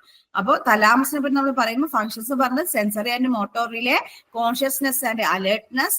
പിന്നെ എന്താണ് പറയുന്നത്, അതർ ഫംഗ്ഷൻസ് പറയുന്നത് the thalamus is also involved in memory, learning, emotions and pain perception. അപ്പോ തലാമസിന്റെ മറ്റു ഫംഗ്ഷൻസ് എന്തൊക്കെയാണ്, ഒന്ന് മെമ്മറി, പിന്നെ പഠനം അല്ലെ, learning, emotions and pain perception, വേദനകളൊക്കെ സ്വീകരിക്കുക. അതുകൊണ്ടാണ് ഞാൻ പറഞ്ഞത് പെയിൻ കില്ലേഴ്സ് ഒക്കെ എവിടെ എഫക്ട് ചെയ്യുന്നു ചോദിച്ചാൽ തലാമസിലാണ് എഫക്ട് ചെയ്യുന്നത്. അപ്പൊ ഇവിടെ ശ്രദ്ധിക്കേണ്ട കാര്യങ്ങള്, ഫങ്ഷൻസ് ഓഫ് തലാമസ് ആണ് നമ്മൾ പറയുന്നത്. സെൻസറി ആൻഡ് മോട്ടോർ റിലേ ഒന്നുമില്ല, പിന്നെ എന്താണ്, നമ്മുടെ ശരീരത്തിന്റെ വിവിധ ഭാഗങ്ങളിൽ നിന്നും സെൻസ് ഓർഗൻസിൽ അല്ലെ പഞ്ചേന്ദ്രിയങ്ങളിൽ നിന്ന് വരുന്ന സിഗ്നൽസിനെ തലച്ചോറിലേക്ക് അല്ലെങ്കിൽ സെറിബ്രത്തിലേക്ക് കടത്തിവിടുക. അതായത് റിലേ സ്റ്റേഷൻ ആയിട്ട് ആക്ട് ചെയ്യുക. അതാണ് ഒരു ഫംഗ്ഷൻ എന്ന് പറയുന്നത്. അപ്പൊ അതിൽ എക്സെപ്ഷണൽ കേസ് പ്രത്യേകം ശ്രദ്ധിക്കുക, സ്മെല്ലാണ് കേട്ടോ, ഗന്ധം ഒഴികെ ബാക്കി സെൻസ് ഓർഗൻസിന്റെ സിഗ്നൽസ്. പിന്നെ similarly it relays motor signals from the cortex to the rest of the body. അപ്പൊ സെറിബ്രൽ കോർട്ടക്സ്, സെറിബ്രത്തിൽ നിന്ന് വരുന്ന സിഗ്നൽസിനെ എന്താക്കുക, തലച്ചോറിന്റെ ശരീരത്തിന്റെ മറ്റു ഭാഗങ്ങളിലേക്ക് എത്തിക്കുക. അതാണ് മോട്ടോർ റിലേസ് അല്ലെങ്കിൽ മോട്ടോർ റിലേ കൊണ്ട് ഉദ്ദേശിക്കുന്നത്. ഇനി അടുത്തത് കോൺഷ്യസ്നെസ് ആൻഡ് അലേർട്ട്നെസ്. നമുക്ക് ബോധം അല്ലെങ്കിൽ എന്താണ് അലേർട്ട്നെസ് ഒക്കെ തരുന്നത് ആരാണ്, പറയുന്നത് തലാമസ് ആണ്. Thalamus plays a vital role in regulating alertness and consciousness അല്ലെ. എന്തെങ്കിലും ഒരു കാര്യത്തിന് വേണ്ടി റെഡി ആയിരിക്കാൻ അല്ലെങ്കിൽ ബോധപൂർവ്വം ഇരിക്കാൻ, ബോധവതി അല്ല എന്താ പറയാ, ബോധമുള്ള ആളായിട്ട് ഇരിക്കാനൊക്കെ ആര് സഹായിക്കുന്നുണ്ട്, തലാമസ് സഹായിക്കുന്നുണ്ട്. പിന്നെ മറ്റ് ഫങ്ഷൻസ് എന്ന് പറയുമ്പോൾ memory, learning, emotions, pain perception, ഇതുമായിട്ടൊക്കെ ആര് ബന്ധപ്പെട്ടിരിക്കുന്നുണ്ട്, തലാമസ് ബന്ധപ്പെട്ടിരിക്കുന്നു. പ്രത്യേകം ശ്രദ്ധിക്കേണ്ട കാര്യങ്ങൾ രണ്ട് കാര്യങ്ങളാണ്. ഒന്ന് റിലേസേഷൻ എന്നറിയപ്പെടുന്നതും അതുപോലെ തന്നെ പെയിൻ കില്ലേഴ്സ് ആക്ട് ചെയ്യുന്നതും തലാമസിലാണ്. നെക്സ്റ്റ് ആണ് ആരെന്ന് പറയുന്നത്, ഹൈപ്പോ തലാമസ്. ഇതെല്ലാം ക്വസ്റ്റ്യൻസ് ആണ് നമ്മളുടെ, പ്രത്യേകം ശ്രദ്ധിക്കുക. ഹൈപ്പോ തലാമസ് അല്ലെ. ഇപ്പൊ നമ്മള് ഫോർബ്രെയിന്റെ ഭാഗങ്ങളായിട്ട് പറഞ്ഞതാണ് ഏതൊക്കെ, തലാമസ്, ഹൈപ്പോ തലാമസ്, പിന്നെ എന്താണ് സെറിബ്രം അല്ലെ. അപ്പൊ ഇത് it is located just below the thalamus above the pituitary gland അല്ലെ. നമ്മുടെ പീയൂഷ ഗ്രന്ഥി അല്ലെങ്കിൽ പിറ്റ്യൂട്ടറി ഗ്ലാൻഡിന്റെ മുകളിലായിട്ട് തലാമസിന്റെ താഴെയായിട്ടാണ് ഏത് സ്ഥിതി ചെയ്ത്, ഹൈപ്പോ തലാമസ് സ്ഥിതി ചെയ്യുന്നത്. Regulate body temperature, hunger, thirst and circadian rhythms among other things. എന്താണ് ഉദ്ദേശിക്കുന്നത്, ശരീരത്തിന്റെ താപനില, വിശപ്പ്, ദാഹം, പിന്നെ സിർക്കാഡിയൻ റിതം എന്ന് വെച്ചാൽ നമ്മളെ ഉറങ്ങല്, ഉണരല് പോലെയുള്ള കാര്യങ്ങള്, പിന്നെ എന്താണ് മറ്റു ഫങ്ഷൻസ്, ഇതൊക്കെ ചെയ്യുന്ന ആളാണ് ആര്, ഹൈപ്പോ തലാമസ് എന്ന് പറയുന്നത്. പ്രത്യേകം ശ്രദ്ധിക്കണേ. ശരീര താപനില, വിശപ്പ്, ദാഹം, പിന്നെ എന്താണ് ഉറക്കം, ഉണരൽ പോലെയുള്ള കാര്യങ്ങൾ, ഇതിനൊക്കെ നിയന്ത്രിക്കുന്നതാണ് എന്ന് പറയുന്നത് ഹൈപ്പോ തലാമസ് എന്ന് പറയുന്നത്. നെക്സ്റ്റ് എന്താണ്, ഹോമിയോസ്റ്റാസിസ്. ഹൈപ്പോ തലാമസിന്റെ ഫംഗ്ഷൻ ചോദിച്ചാൽ എപ്പോഴും ഓപ്ഷനിൽ ആരാണ് മെയിൻ ആയിട്ട് ഉണ്ടാവുക, ഹോമിയോസ്റ്റാസിസ് മെയിൻറ്റെയിൻ ചെയ്യുക എന്നുള്ളതാണ് മെയിൻ ആയിട്ട് ഉണ്ടാവുക. എന്താണ് homeostasis? The hypothalamus helps maintain a stable internal environment. Homeostasis by directly influencing autonomic nervous system and managing hormones. അതായത് നമ്മുടെ ഓട്ടോണോമിക് നെർവസ് സിസ്റ്റത്തെയും ഹോർമോൺസിനെയും തമ്മിൽ കോർഡിനേറ്റ് ചെയ്ത് പ്രവർത്തിപ്പിച്ചിട്ട് എന്താക്കുക, നമ്മുടെ ശരീരത്തിന് നോർമൽ ആയിട്ടുള്ള ഒരു ഇന്റേണൽ എൻവിറോൺമെന്റ് അല്ലെങ്കിൽ സ്റ്റേബിൾ ആയിട്ടുള്ള ഒരു എൻവിറോൺമെന്റ് പ്രൊവൈഡ് ചെയ്യുക. നമ്മുടെ ശരീരത്തിനകത്ത് ഇന്റേണൽ ആയിട്ട് അല്ലെങ്കിൽ ശരീരത്തിനകത്ത് നോർമൽ ആയിട്ടും സ്റ്റേബിൾ ആയിട്ടുള്ള എൻവിറോൺമെന്റ്, അതായത് ഒരു പാരാമീറ്റർ, ഒരു ഘടകവും കൂടുകയോ കുറയുകയോ ചെയ്യാതെ എപ്പോഴും സ്റ്റേബിൾ ആക്കി നോർമൽ ആക്കി നിലനിർത്തുക. അത് ചെയ്യുന്ന ആളാണ് ആരെന്ന് പറയുന്നത്? നമ്മുടെ ഹൈപ്പോതലാമസ് എന്ന് പറയുന്നത്. ആ ഒരു പ്രവർത്തനത്തിലാണ് എന്ത് വിളിക്കുന്നത്? ഹോമിയോസ്റ്റാസിസ് എന്ന് പറയുന്നത്. The hypothalamus helps maintain a stable internal environment, homeostasis, by directly influencing the autonomic nervous system and managing hormones. അപ്പോൾ ഓട്ടോണോമിക് നെർവസ് സിസ്റ്റത്തിനെയും അതുപോലെ തന്നെ ഹോർമോൺസിനെയും ഒക്കെ കൺട്രോൾ ചെയ്തുകൊണ്ട് നമ്മുടെ ശരീരത്തിനുള്ളിൽ എപ്പോഴും നമ്മുടെ ശരീര പാരാമീറ്റേഴ്സ്, ഘടകങ്ങള്, ശരീരത്തിലെ എല്ലാ ഘടകങ്ങളെയും നോർമൽ ആക്കി സ്റ്റേബിൾ ആക്കി നിലനിർത്തുക. അതിനാണ് നമ്മൾ ഹോമിയോസ്റ്റാസിസ് എന്ന് പറയുന്നത്. ഹൈപ്പോതലാമസിന്റെ മെയിൻ ഫംഗ്ഷൻ ആണ് എന്ന് പറയുന്നത് ഹോമിയോസ്റ്റാസിസ് എന്ന് പറയുന്നത്. Other functions. Hypothalamus is also involved in regulating body temperature, appetite and sleep awake cycles. ഇത് തന്നെയാണ് എവിടെയും പറഞ്ഞത്, ഈ പറഞ്ഞത് കേട്ടോ. ഇത് ജസ്റ്റ് ഇവിടെ ഒന്നുകൂടെ വന്നേ ഉള്ളൂ. അപ്പൊ വിശപ്പ്, ദാഹം, അതുപോലെ സെക്സ് ഡ്രൈവ്, പിന്നെ അതിൽ കൊടുത്തിട്ടില്ല എന്നാലും വിശപ്പ്, ദാഹം, ശരീര താപനില, സെക്സ് ഡ്രൈവ്, സിർക്കാഡിയൻ റിതം ഇങ്ങനെയുള്ള കാര്യങ്ങളെല്ലാം തന്നെ നിയന്ത്രിക്കുന്ന ആരാണ്? ഹൈപ്പോതലാമസ് ആണ്. പിന്നെ മെയിൻ ഫംഗ്ഷൻ ഒക്കെ എന്ന് പറയുന്നത് ഹോമിയോസ്റ്റാസിസ് ആണ്. ശരീരത്തിനകത്തുള്ള പാരാമീറ്റേഴ്സ് അല്ലെങ്കിൽ ഘടകങ്ങളെ ഒക്കെ എന്താക്കുക, സ്റ്റേബിളും നോർമലും ആക്കി നിലനിർത്തുന്നതിനാണ് ഹോമിയോസ്റ്റാസിസ് എന്ന് പറയുന്നത്. ഓക്കെ, ഇത്രയും കാര്യങ്ങൾ ക്ലിയർ ആയിട്ടുണ്ടാകും വിചാരിക്കുന്നു. ഇനി നമ്മൾ നോക്കുന്നത് മിഡ് ബ്രെയിൻ അല്ലെ. മിഡ് ബ്രെയിൻ ആണ് എന്താണ്? മെസ് എൻസെഫാലോൺ. മിഡ് ബ്രെയിൻ അല്ലെങ്കിൽ മെസ് എൻസെഫാലോൺ അറിയപ്പെടുന്നത്. അപ്പൊ പ്രോസ് എൻസെഫാലോൺ എന്നറിയപ്പെടുന്നത് എന്താണ്? ഫോർ ബ്രെയിൻ ആണ്. ഇതെന്താണ്? മെസ് എൻസെഫാലോൺ എന്നറിയപ്പെടുന്നത് മിഡ് ബ്രെയിൻ ആണ് കേട്ടോ. ഈ പേരുകളെല്ലാം ശ്രദ്ധിച്ചോളാം, പരീക്ഷയ്ക്ക് ചോദിക്കുന്ന സമയത്ത് തെറ്റിപ്പോകരുത്. Mid brain, mesencephalon. Located between the fore brain and hind brain. Fore ബ്രെയിന്റെയും ഹൈൻഡ് ബ്രെയിന്റെയും ഇടയിലായിട്ടാണ് എന്ത് സ്ഥിതി ചെയ്യുന്നത്? മിഡ് ബ്രെയിൻ സ്ഥിതി ചെയ്യുന്നത്. ഇനി ശ്രദ്ധിക്കേണ്ടത് ഫങ്ഷൻസ് ആണ്. എന്താണ് മിഡ് ബ്രെയിന്റെ functions? Visual and auditory processing. Mid ബ്രെയിന്റെ ഫങ്ഷൻ ചോദിച്ചാൽ വിഷ്വൽ ആൻഡ് ഓഡിറ്ററി പ്രോസസ്സിംഗിൽ പങ്കുവഹിക്കുന്നുണ്ട്. Controlling basic movements and reflexes. പിന്നെ അതുപോലെ അടിസ്ഥാനപരമായിട്ട് നമ്മുടെ ശാരീരിക ചലനങ്ങളും റിഫ്ലക്സസിനെയും ആര് നിയന്ത്രിക്കുന്നുണ്ട്? നമ്മുടെ മിഡ് ബ്രെയിൻ നിയന്ത്രിക്കുന്നുണ്ട്. റിഫ്ലക്സസ് എന്ന് പറയുമ്പോൾ നിങ്ങൾ കേട്ടിട്ടുള്ള റിഫ്ലക്സ് ആക്ഷൻ ഒക്കെ നമ്മൾ എന്താ പറയാ, സാധാരണ പൊള്ളിക്കഴിഞ്ഞാൽ അല്ലെ, ഒരു ചൂടുള്ള എന്തെങ്കിലും വസ്തു തട്ടിപ്പോയാൽ നമ്മൾ കൈയൊക്കെ പിൻവലിക്കുന്നില്ലേ?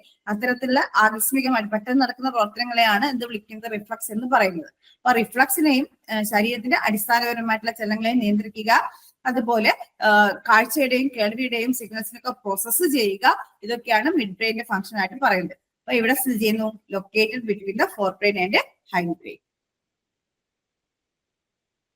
നെക്സ്റ്റ് ഹൈൻഡ് ബ്രെയിൻ അല്ലെങ്കിൽ റോംബ് എൻസെഫാലോൺ. അപ്പൊ മൂന്നാമത്തതാണ് എന്ന് പറയുന്നത് hind brain. Rhombencephalon. Rhombencephalon located above the spinal cord. സുഷുമ്നാ നാഡിയുടെ തൊട്ട് മുകളിലായിട്ടാണ് ഏത് സ്ഥിതി ചെയ്യുന്നത്? ഹൈൻഡ് ബ്രെയിൻ അല്ലെങ്കിൽ റോംബ് എൻസെഫാലോൺ സ്ഥിതി ചെയ്യുന്നത്. അപ്പൊ പാർട്സ് ഏതൊക്കെയാണ് നമ്മുടെ റോംബ് എൻസെഫാലോണിന്റെ ഭാഗമായിട്ട് വരുന്നത്? Medulla, pons and cerebellum. Medulla, pons and cerebellum. ഇങ്ങനെ വരയ്ക്കുന്ന സമയത്ത് സെറിബെല്ലം, പിന്നെ ഇവിടെ ഇങ്ങനെ താഴോട്ടേക്ക് ഒരു ദണ്ട് പോലത്തെ പോർഷൻ കാണാം. ദണ്ട് പോലെ ഞാൻ വരയ്ക്കുമ്പോൾ ഒരു ക്ലിയർ ആയിട്ടാണ് ദണ്ട് പോലത്തെ പോർഷൻ കാണാം. അപ്പൊ ആ പോർഷൻ പറയുന്ന പേരാണെന്ത്? മെഡുല്ല ഒബ്ലോങ്കേറ്റ എന്ന് പറയുന്നത് അല്ലെ. ആ മെഡുല്ല ഒബ്ലോങ്കേറ്റയുടെ തുടർച്ചയാണ് എന്ന് പറയുന്നത് സ്പൈനൽ കോഡ് എന്ന് പറയുന്നത്. അപ്പൊ സ്പൈനൽ ഇവിടെ നിന്ന് തുടങ്ങുകയാണ്. സ്പൈനൽ കോഡിന്റെ തൊട്ട് മുകളിലായിട്ടുള്ള പോർഷൻ ആണ് എന്ന് പറയുന്നത് നമ്മുടെ ഹൈൻഡ് ബ്രെയിൻ എന്ന് പറയുന്നത്. റോംബ് എൻസെഫാലോൺ എന്ന് അറിയപ്പെടും. അപ്പൊ അതിന്റെ ഭാഗങ്ങൾ ചോദിച്ചു കഴിഞ്ഞാൽ മെഡുല്ല ഏത് ബ്രെയിനിന്റെ ഭാഗമാണെന്ന് ചോദിച്ചാൽ ഹൈൻഡ് ബ്രെയിനിന്റെ ഭാഗം അല്ലെ. Medulla, pons and cerebellum. ആദ്യത്തെ ആരാ? മെഡുല്ല അല്ലെങ്കിൽ മെഡുല്ല ഒബ്ലോങ്കേറ്റ എന്നൊക്കെ പറയും അല്ലെ. എന്താണ്? Control respiration, cardiovascular reflexes, blood pressure, salivation and vomiting and gastric secretions. അപ്പൊ മെഡുല്ല ഒബ്ലോങ്കേറ്റ അല്ലെങ്കിൽ മെഡുല്ല അതിന്റെ ഫങ്ഷൻസ് എന്തൊക്കെയാണ്? ഇൻവോളണ്ടറി ആക്ഷൻസിനെ നിയന്ത്രിക്കുക, അതാണ് മെയിൻ ആയിട്ട് പറയുന്നത് കേട്ടോ. ഇൻവോളണ്ടറി ആക്ഷൻസിനെ കൺട്രോൾ ചെയ്യുക.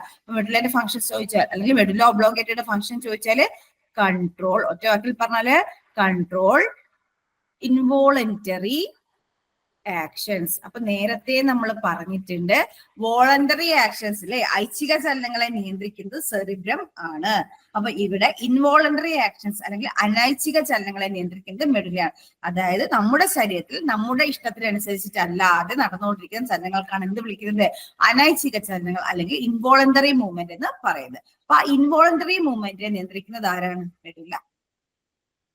അതാണ് ഉദ്ദേശിച്ചത്. എന്തൊക്കെ റെസ്പിറേഷനിലെ ഗ്യാസ് ഒക്കെ നമ്മുടെ ശ്വാസനാളത്തിലൂടെയൊക്കെ ഗ്യാസ് ഒക്കെ പോകുന്ന സമയത്തൊക്കെ അതിന്റെ ചലനം. പിന്നെ കാർഡിയോവാസ്കുലർ റിഫ്ലക്സസ് അല്ലെ, എന്താണ് നമ്മളുടെ പിന്നെ ഹൃദയമിടിപ്പ്, പിന്നെ ബ്ലഡിന്റെ ഫ്ലോ, പിന്നെ ബ്ലഡ് പ്രഷർ, പിന്നെ സലൈവേഷൻ അല്ലെ, ഉമിനീര് വരിക. അപ്പൊ അത് പിന്നെ വോമിറ്റിംഗ്, പിന്നെ എന്താണ് ഗ്യാസ്ട്രിക് സെക്രീഷൻസ്, വയറുള്ള സെക്രീഷൻസ് ഒക്കെ വരിക. പിന്നെ ഇതൊക്കെ എന്താണ്, അതായത് ഇതിന്റെ ഒക്കെ ചലനങ്ങളൊക്കെ എന്തുമായി ബന്ധപ്പെട്ടതാണ്? മെഡുലയായിട്ട് ബന്ധപ്പെട്ടതാണ് കേട്ടോ. അപ്പൊ അതും കൂടെ ഓർമ്മിച്ച് വെക്കുക. അനൈച്ഛിക ചലനങ്ങളെ ഇതാണ് എപ്പോഴും ചോദിക്കാറുള്ളത്. ഇങ്ങനെ ഓരോന്ന് എടുത്ത് ചോദിക്കുന്നതിന് പകരം മെയിൻ ആയിട്ട് ചോദിക്കാറുള്ളത് ഇൻവോളണ്ടറി ആക്ഷൻസിനെ കൺട്രോൾ ചെയ്യുന്ന ബ്രെയിനിന്റെ ഭാഗം ഏത്? മെഡുലയാണ്. നെക്സ്റ്റ് എന്താണ്? പോൺസ് അല്ലെ. എന്താണ് pons? Transmit informations among various brain regions. അപ്പൊ നമ്മളെ ഹൈൻഡ് ബ്രെയിനിന്റെ ഭാഗങ്ങളാണ് മെഡുല, പോൺസ് ആയിട്ട് സെറിബെല്ലം. അതിൽ പോൺസിന്റെ ഫംഗ്ഷൻ ആണ് നമ്മൾ പറയുന്നത്. എന്താണ്? ബ്രെയിനിന്റെ പല ഭാഗങ്ങളുടെ ഇടയിലും കമ്മ്യൂണിക്കേഷൻ സാധ്യമാക്കുക അല്ലെങ്കിൽ ഇൻഫോർമേഷൻസ് ട്രാൻസ്മിറ്റ് ചെയ്യുന്ന ആളാണ് ആരെന്ന് പറയുന്നത്? പോൺസ് എന്ന് പറയുന്നത്. അപ്പൊ മെഡുല, പോൺസ് ആൻഡ് സെറിബെല്ലം ഇതാണ് എന്തിന്റെ ഭാഗങ്ങളായിട്ട് പറയുന്നത്? ഹൈൻഡ് ബ്രെയിനിന്റെ ഭാഗങ്ങളായിട്ട് പറയുന്നത്. അപ്പൊ നമുക്ക് നോക്കാം എന്താണ്. നമ്മൾ ഫോർ ബ്രെയിൻ ഓൾറെഡി പഠിച്ചു. എന്തൊക്കെയാണ് ഫോർ ബ്രെയിനിൽ വരുന്നത്? ഫോർ ബ്രെയിനിൽ വരുന്നത് സെറിബ്രം, തലാമസ്, ഹൈപ്പോതലാമസ് അല്ലെ. പിന്നെ നെക്സ്റ്റ് എന്ത് പഠിച്ചിട്ടുണ്ട്? മിഡ് ബ്രെയിൻ പഠിച്ചിട്ടുണ്ട് അല്ലെ. എന്തൊക്കെയാണ് മിഡ് ബ്രെയിനിന്റെ ഭാഗമായിട്ട് നമ്മൾ പഠിച്ചത്? അതില് മിഡ് ബ്രെയിനിന്റെ നമ്മൾ ജസ്റ്റ് ഈ പോർഷൻസിന്റെ പേരായിട്ട് പറയുന്നില്ല, എന്തൊക്കെയാണ് ഇതിന്റെ ഫംഗ്ഷൻസിനെ പറ്റുള്ളൂ. വിഷ്വൽ ആൻഡ് ഓഡിറ്ററി പ്രോസസിംഗും control basic movements and reflexes, ഇത്രയും ഫംഗ്ഷൻസ് ആണ് പറയുന്നത്. പിന്നെ നമ്മൾ പഠിച്ചത് എന്താണ്? ഹൈൻഡ് ബ്രെയിൻ ആണ് അല്ലെ. ഹൈൻഡ് ബ്രെയിനിൽ വരുന്നത് എന്തൊക്കെയാണ്? Medulla, pons and cerebellum. സാധാരണ നമ്മൾ ബ്രെയിൻ പഠിക്കുമ്പോൾ മെയിൻ ആയിട്ടും എന്തൊക്കെ ഭാഗങ്ങളാണ് പഠിക്കാറുള്ളത്? Cerebrum, cerebellum, medulla oblongata, thalamus, hypothalamus, ഇത്രയും ഭാഗങ്ങളാണ് നമ്മൾ മെയിൻ ആയിട്ടും സെറിബ്രത്തിന്റെ ഭാഗങ്ങളായിട്ട് പഠിക്കാറുള്ളത് അല്ലെ. സോറി, തലച്ചോറിന്റെ ഭാഗങ്ങളായിട്ട് പഠിക്കാറുള്ളത് അല്ലെ. അപ്പൊ അത് നമ്മൾ എന്താ ചെയ്തിട്ടുണ്ട്? 3 ഭാഗങ്ങളാക്കി തിരിച്ചു. Forebrain, midbrain and hind brain. Forebrain കഴിഞ്ഞു, മിഡ് ബ്രെയിൻ കഴിഞ്ഞു, ലാസ്റ്റ് ആണ് എന്ന് പറയുന്നത് ഹൈൻഡ് ബ്രെയിൻ എന്ന് പറയുന്നത്. റോംബെൻസഫാലോൺ എന്ന് പറയും. Located above the spinal cord. എവിടെയാണ് സ്ഥിതി ചെയ്യുന്നത്? നമ്മുടെ സുഷുമ്നയ്ക്ക് തൊട്ട് മുകളിലായിട്ടാണ് സ്ഥിതി ചെയ്യുന്നത്. ഏതൊക്കെ ഭാഗങ്ങളാണ് ഇതിൽ ഉൾപ്പെടുന്നത്? മെഡുല അല്ലെങ്കിൽ medulla oblongata, pons and cerebellum. മെഡുലയുടെ ഫംഗ്ഷൻസ് ചോദിച്ചു കഴിഞ്ഞാൽ ഇൻവോളണ്ടറി ആക്ഷൻസിനെ കൺട്രോൾ ചെയ്യുക, അനൈച്ഛിക ചലനങ്ങളെ നിയന്ത്രിക്കുക. നമ്മുടെ ഇഷ്ടത്തിനനുസരിച്ചിട്ടല്ലാതെ നമ്മുടെ ശരീരത്തിൽ നടക്കുന്ന ചലനങ്ങളാണ് ഇൻവോളണ്ടറി മൂവ്മെന്റ്സ് അല്ലെങ്കിൽ ആക്ഷൻസ് എന്ന് പറയുന്നത്. അതിൽ ശ്വസനത്തിൽ വരുന്ന ചലനങ്ങള്, പിന്നെ എന്താണ് രക്തപര്യന വ്യവസ്ഥയിൽ വരുന്ന ചലനങ്ങള്, ബ്ലഡ് പ്രഷർ, പിന്നെ എന്താണ് സലൈവേഷനിലെ ഉമിനീരിന്റെ ഉത്പാദനം, പിന്നെ വോമിറ്റിംഗ് ഇല്ലേ, ഛർദി, പിന്നെ എന്താണ് വയറിന്ന് ഗ്യാസ്ട്രിക് സെക്രീഷൻസ് വരുന്നത്, ഇതെല്ലാം ഉൾപ്പെടും. പിന്നെ പോൺസ് എന്ന് പറഞ്ഞാല് എന്താണ്? ഇത് നമ്മുടെ തലച്ചോറിന്റെ പല ഭാഗങ്ങൾക്കിടയിലും ഇൻഫോർമേഷൻസ് പാസ് ചെയ്യുന്ന അല്ലെങ്കിൽ ട്രാൻസ്മിറ്റ് ചെയ്യുന്ന ആരാണ്? പോൺസ്. നെക്സ്റ്റ് ഏതാണ്? സെറിബെല്ലം അല്ലെ. എന്താണ് അടുത്തത്? സെറിബെല്ലം ആണ്. സെറിബെല്ലം എന്ന് പറയുമ്പോൾ 2 കാര്യങ്ങൾ. എന്താണ്? ലിറ്റിൽ ബ്രെയിൻ അല്ലെ. ലിറ്റിൽ ബ്രെയിൻ എന്നറിയപ്പെടുന്നത് ആരാണ്? സെറിബെല്ലം ആണ്. അപ്പൊ ശ്രദ്ധിക്കുക, ലിറ്റിൽ ബ്രെയിൻ എന്നറിയപ്പെടുന്നത് സെറിബെല്ലം ആണ്. പിന്നെന്താണ്? സെറിബ്രം കഴിഞ്ഞാൽ ലാർജസ്റ്റ് പാർട്ട് ഏതാണ്? സെറിബെല്ലം ആണ്. ഏറ്റവും വലിയ പോർഷൻ, ബ്രെയിനിന്റെ ഏറ്റവും വലിയ പോർഷൻ ചോദിച്ചാൽ സെറിബ്രം ആണ്. തൊട്ടടുത്ത് ഏതാണ്? നമ്മുടെ സെറിബെല്ലം ആണ്. എന്തറിയപ്പെടുന്നു? ലിറ്റിൽ ബ്രെയിൻ എന്ന് അറിയപ്പെടുന്നു. എന്താണ് സെറിബെല്ലത്തിന്റെ function? Muscle movement and body balance. എന്താണ്?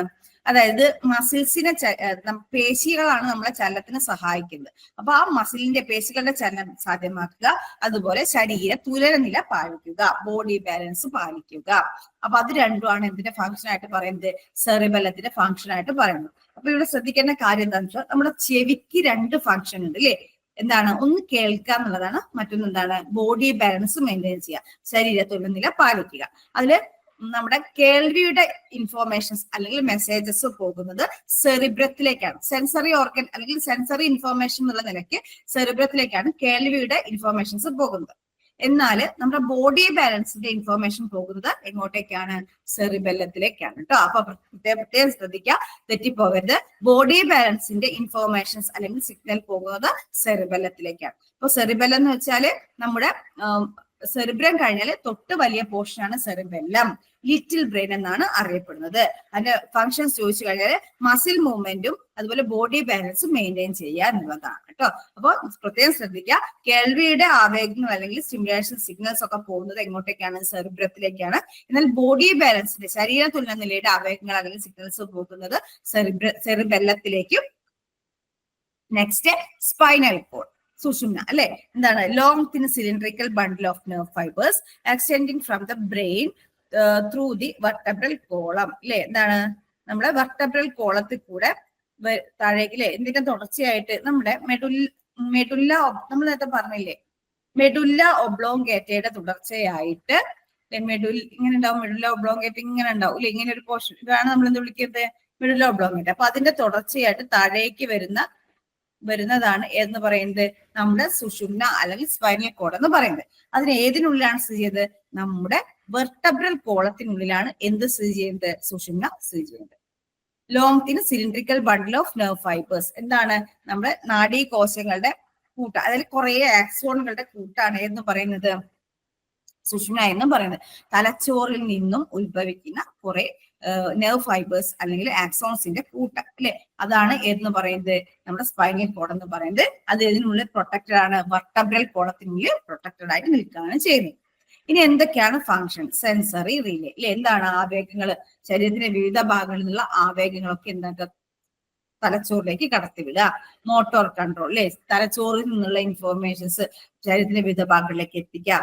പിന്നെ നേരത്തെ പറഞ്ഞ റിഫ്ലക്സ് ആക്ഷനെ കൺട്രോൾ ചെയ്യുക. റിഫ്ലക്സ് ആക്ഷൻ എന്ന് പറയുമ്പോൾ എന്താണ്? നമ്മുടെ എന്താ പറയുക, നമ്മളറിയാതെ നമ്മുടെ ശരീരത്തിൽ നടക്കുന്ന ചലനങ്ങൾ, ആകസ്മികമായിട്ടുണ്ടാവുന്ന ചലനങ്ങൾ. ഇപ്പൊ നമ്മൾ പറഞ്ഞില്ലേ, എന്താണ്? പൊള്ളുന്ന സമയത്ത് കൈ പിൻവലിക്കുക, കണ്ണിലേക്ക് നമ്മൾ ടോർച്ച് അടിക്കുന്ന സമയത്ത് കണ്ണ് പൂട്ടുക, ഇതൊക്കെ എന്താണ്? നമ്മളെ റിഫ്ലക്സ് ആക്ഷൻസ് ആണ് ശരീരത്തിൽ നിന്നാണ്. അപ്പൊ ശരീരത്തിൽ വളരെ പെട്ടെന്ന് ആകസ്മികമായിട്ടുണ്ടാകുന്ന ചലനങ്ങളാണ് എന്ന് പറയുന്നത് റിഫ്ലക്സ് ആക്ഷൻസ് എന്ന് പറയുന്നത്. അപ്പൊ അതിനൊക്കെ കൺട്രോൾ ചെയ്യാൻ ആര് സഹായിക്കുന്നുണ്ട്? സ്പൈനൽ കോഡ് സഹായിക്കുന്നുണ്ട്. പിന്നെ എന്താണ്? കോർഡിനേഷൻ ഞാൻ പറഞ്ഞു. എന്താണ്? പല ഭാഗങ്ങളെയും തമ്മിൽ എന്താക്കുക?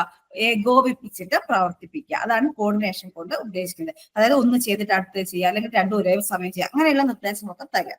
അപ്പോൾ സെറിബെല്ലം എന്താണ്? ലിറ്റിൽ ബ്രെയിൻ എന്നറിയപ്പെടുന്നു. സെറിബ്രം കഴിഞ്ഞാൽ തൊട്ട് വലിയ പോർഷൻ ആണ്. മസിൽ മൂവ്മെന്റിനെയും ബോഡി ബാലൻസിനെയും നിയന്ത്രിക്കുക എന്നുള്ളതാണ് ഫംഗ്ഷൻ. പിന്നെ അടുത്ത എന്താണ്? സ്പൈനൽ കോഡ് ആണ്. Long thin cylindrical bundle of nerve fibres extending from the brain through the vertebral column. എന്താണ്? തലച്ചോറിൽ നിന്ന് ഉത്ഭവിക്കുന്ന നാഡീകോശങ്ങളുടെ അല്ലെങ്കിൽ നാഡീതന്തുക്കളുടെ കൂട്ടമാണ് എന്ന് പറയുന്നത് നമ്മുടെ സ്പൈനൽ കോഡ് എന്ന് പറയുന്നത്. അത് ഇവിടെ പ്രൊട്ടക്റ്റഡ് ആണ്, വെർട്ടബ്രൽ കോളത്തിൽ പ്രൊട്ടക്റ്റഡ് ആണ്. ഫങ്ഷൻസ് ചോദിച്ചാൽ sensory relay, motor control, reflexes, coordination, ഇതൊക്കെയാണ്. ഇനി നമ്മൾ പറഞ്ഞു സെൻട്രൽ നെർവസ് സിസ്റ്റത്തിന്റെ ഭാഗങ്ങളായിരുന്നു ഏതൊക്കെ? നമ്മളെ ബ്രെയിനും സ്പൈനൽ കോഡും അല്ലെ. ഈ നെക്സ്റ്റ് നമുക്ക് എന്താ നോക്കാനുള്ളത്? പെരിഫറൽ നെർവസ് സിസ്റ്റം ആണ് നോക്കാനുള്ളത് അല്ലെ. അപ്പൊ എന്തൊക്കെയാണ് പെരിഫറൽ നെർവസ് സിസ്റ്റത്തിന്റെ ഭാഗങ്ങൾ? It includes 12 pairs of cranial nerves, cranial nerves, 31 pairs of spinal nerves. ഇതാണ് ആദ്യം അവിടെ പഠിച്ചു വെക്കുക. പെരിഫറൽ നെർവസ് സിസ്റ്റത്തിന്റെ ഭാഗങ്ങൾ ഏതൊക്കെ? എന്തൊക്കെയാണ്? 12 ജോഡി ക്രാനിയൽ നെർവ്സ്.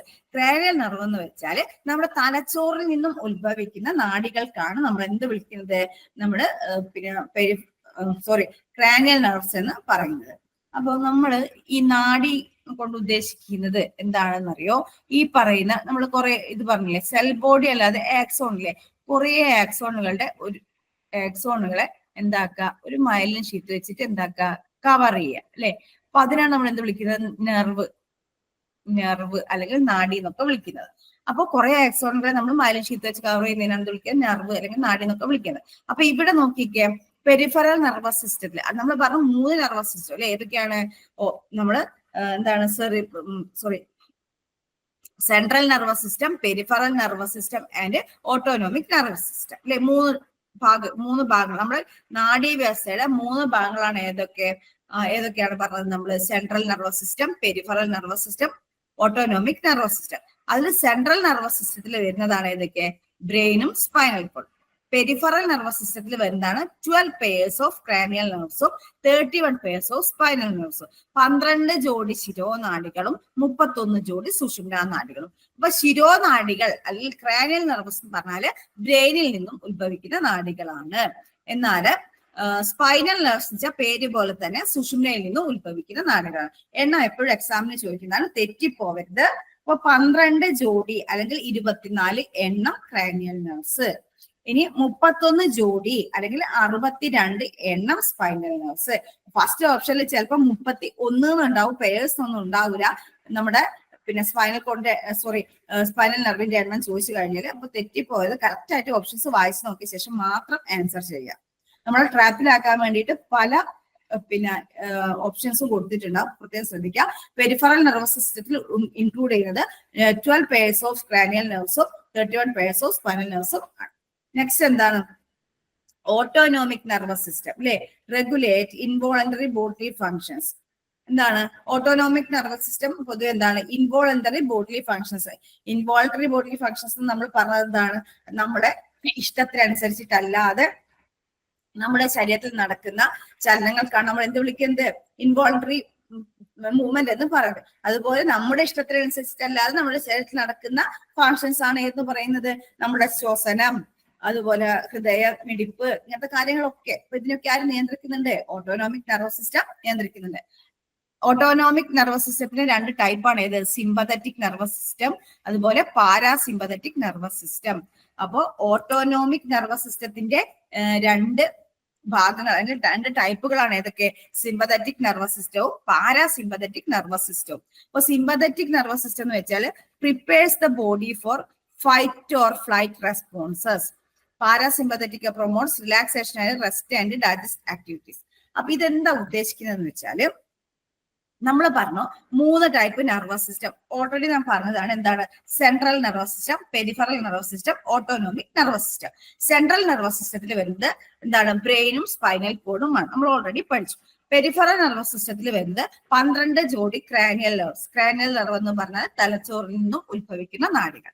പിന്നെ 31 ജോഡി സ്പൈനൽ നെർവ്സ്. എന്താണ്? സ്പൈനൽ കോഡിൽ നിന്നും ഉത്ഭവിക്കുന്ന നാഡി. ഇതാണ് ഉൾപ്പെടുന്നത്. ഇനി മൂന്നാമത്തെ നാഡീവ്യവസ്ഥ അല്ലെങ്കിൽ നാഡീവ്യവസ്ഥയുടെ മൂന്നാമത്തെ ഭാഗം എന്ന് പറയുന്നത് ഓട്ടോണോമിക് നെർവസ് സിസ്റ്റം ആണ്.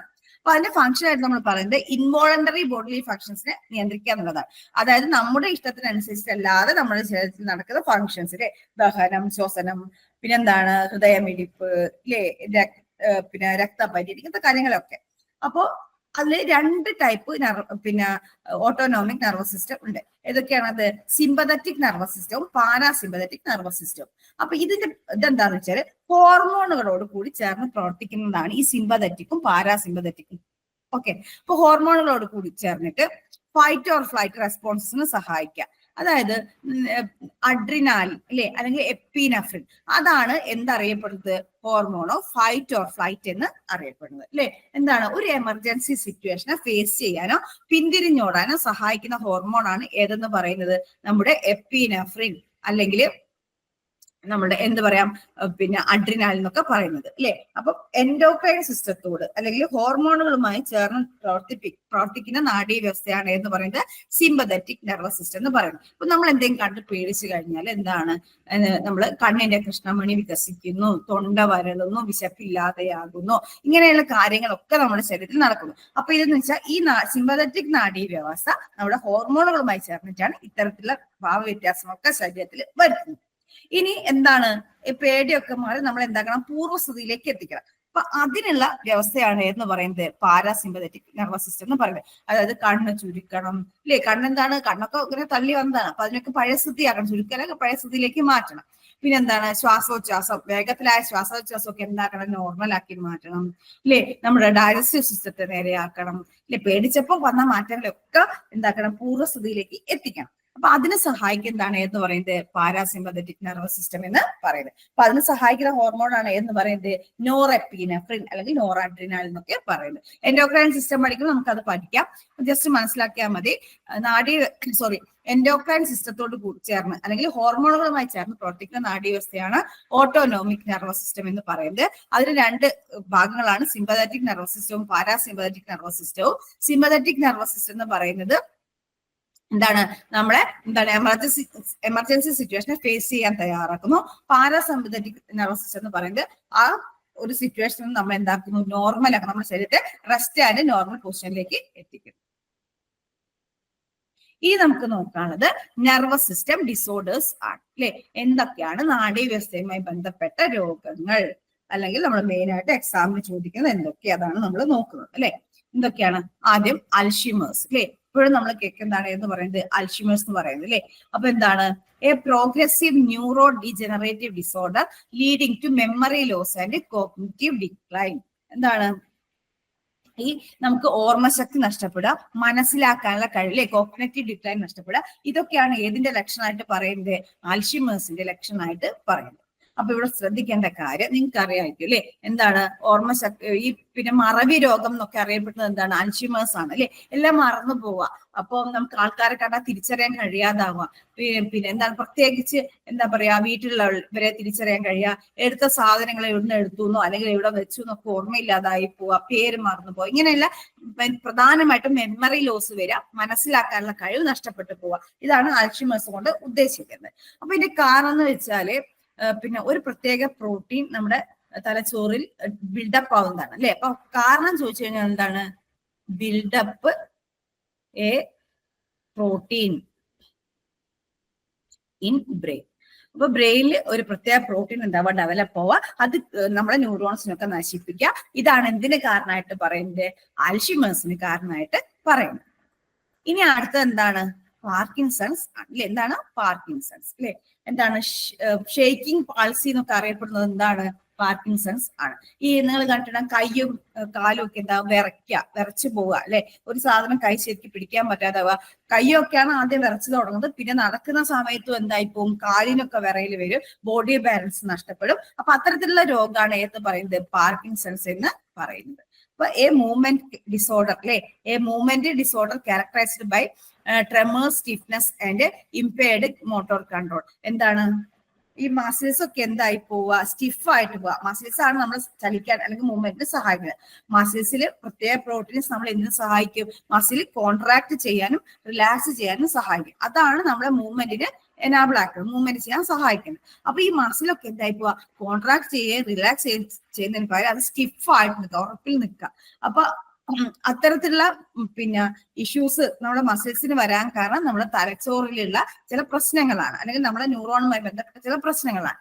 അപ്പം എന്താണ് പറയുന്നത്? A movement disorder characterised by tremors, stiffness and impaired motor control. അതുപോലെ തന്നെ നമ്മുടെ പിന്നെ ശരീരഭാഗങ്ങൾ ശരിക്കും ചലിപ്പിക്കാൻ കഴിയാതെ, മോട്ടോർ ആക്ഷൻ ഒക്കെ ശരിക്കും ചെയ്യാൻ പറ്റാത്ത അവസ്ഥയിലേക്ക് എത്തുക. അതാണ് പാർക്കിൻസൺസ് എന്ന് പറയുന്ന രോഗം. അപ്പൊ അതിന്റെ മെയിൻ റീസൺ ആയിട്ട് പറയുന്നത് ന്യൂറോ ട്രാൻസ്മിറ്റർ കുറഞ്ഞു പോകുക അല്ലെങ്കിൽ ഇല്ലാതായി പോകുക എന്നുള്ളതാണ്. അതായത് ഡോപ്പമൈൻ ഇല്ലേ, ഡോപ്പമൈൻ നമ്മൾ പഠിച്ചിട്ടുണ്ട്, ന്യൂറോ ട്രാൻസ്മിറ്റർ എന്ന് പറഞ്ഞ് പഠിച്ചാണ് അല്ലെ. Example of neuro transmitter dopamine. എന്താ ന്യൂറോ ട്രാൻസ്മിറ്റർ എന്ന് പറയുന്നത്? അതായത് തൊട്ടടുത്ത ന്യൂറോണിനെ ഉത്തേജിപ്പിക്കുന്ന രാസവസ്തുവാണ് ന്യൂറോ ട്രാൻസ്മിറ്റർ എന്ന് പറയുന്നത് അല്ലെ. അത് സിനാപ്സിലേക്ക് എമിറ്റ് ചെയ്യപ്പെടുന്നതാണ്. അപ്പൊ അതിന് എക്സാമ്പിൾ ആണ് ഇത് ഡോപ്പമൈൻ. അപ്പൊ ഈ ഡോപ്പമൈന്റെ ഉത്പാദനമൊക്കെ നിന്ന് പോകുന്നതാണ് മെയിൻ ആയിട്ട് എന്തിന് കാരണമായിട്ട് പറയുന്നത്? പാർക്കിൻസൺസിന് കാരണമായിട്ട് പറയുന്നത്. അപ്പൊ പ്രത്യേകം ശ്രദ്ധിക്കുക, അൽഷിമേഴ്സിന് കാരണം എന്ന് വെച്ചാൽ ഒരു പ്രോട്ടീൻ തലച്ചോറിൽ ബിൽഡപ്പ് ആയിട്ട് ന്യൂറോൺസിനൊക്കെ നശിപ്പിക്കുന്നതാണ്. പാർക്കിൻസൺസിന് കാരണമായിട്ട് പറയുന്നത് ഡോപ്പമൈനിന്റെ ഉത്പാദനം നിന്ന് പോകുന്നതാണ്, മാറിപ്പോകരുത്.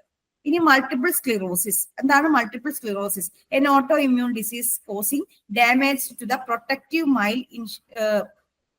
മൈലിൻ ഷീറ്റ് അല്ല, അത് ടൈപ്പ് ചെയ്തപ്പോൾ തെറ്റിപ്പോയതാണ്, വോയിസ് ടൈപ്പ് ഇട്ടപ്പോൾ തെറ്റിപ്പോയതാണ്. മൈലിൻ ഷീറ്റ് ആണ്, നേരത്തെ പഠിച്ചാണ് നമ്മൾ അല്ലെ. Myelin sheet of nerve fibres. അതായത് ആക്സോണിനെ പൊതിഞ്ഞിരിക്കുന്ന കവറിംഗ് ആണ് എന്ന് പറയുന്നത് മൈലിൻ ഷീറ്റ് എന്ന് പറയുന്നത്. അതിനെന്ത് വരിക? അതിന് ഡാമേജ് പറ്റിയിട്ടാണ് എന്ത് വരുന്നത്? മൾട്ടിപ്പിൾ സ്ക്ലിറോസിസ് സംഭവിക്കുന്നത്. ഇതൊരു ഓട്ടോ ഇമ്മ്യൂൺ ഡിസീസ് ആണ്. എന്താണ് ഓട്ടോ ഇമ്മ്യൂൺ ഡിസീസ് എന്ന് പറയുന്നത്? നമ്മുടെ പ്രതിരോധ സംവിധാനം നമ്മുടെ ശരീരഭാഗങ്ങളെ അറിയാതെ നശിപ്പിക്കുന്നതിനാണ് എന്ത് വിളിക്കുന്നത്?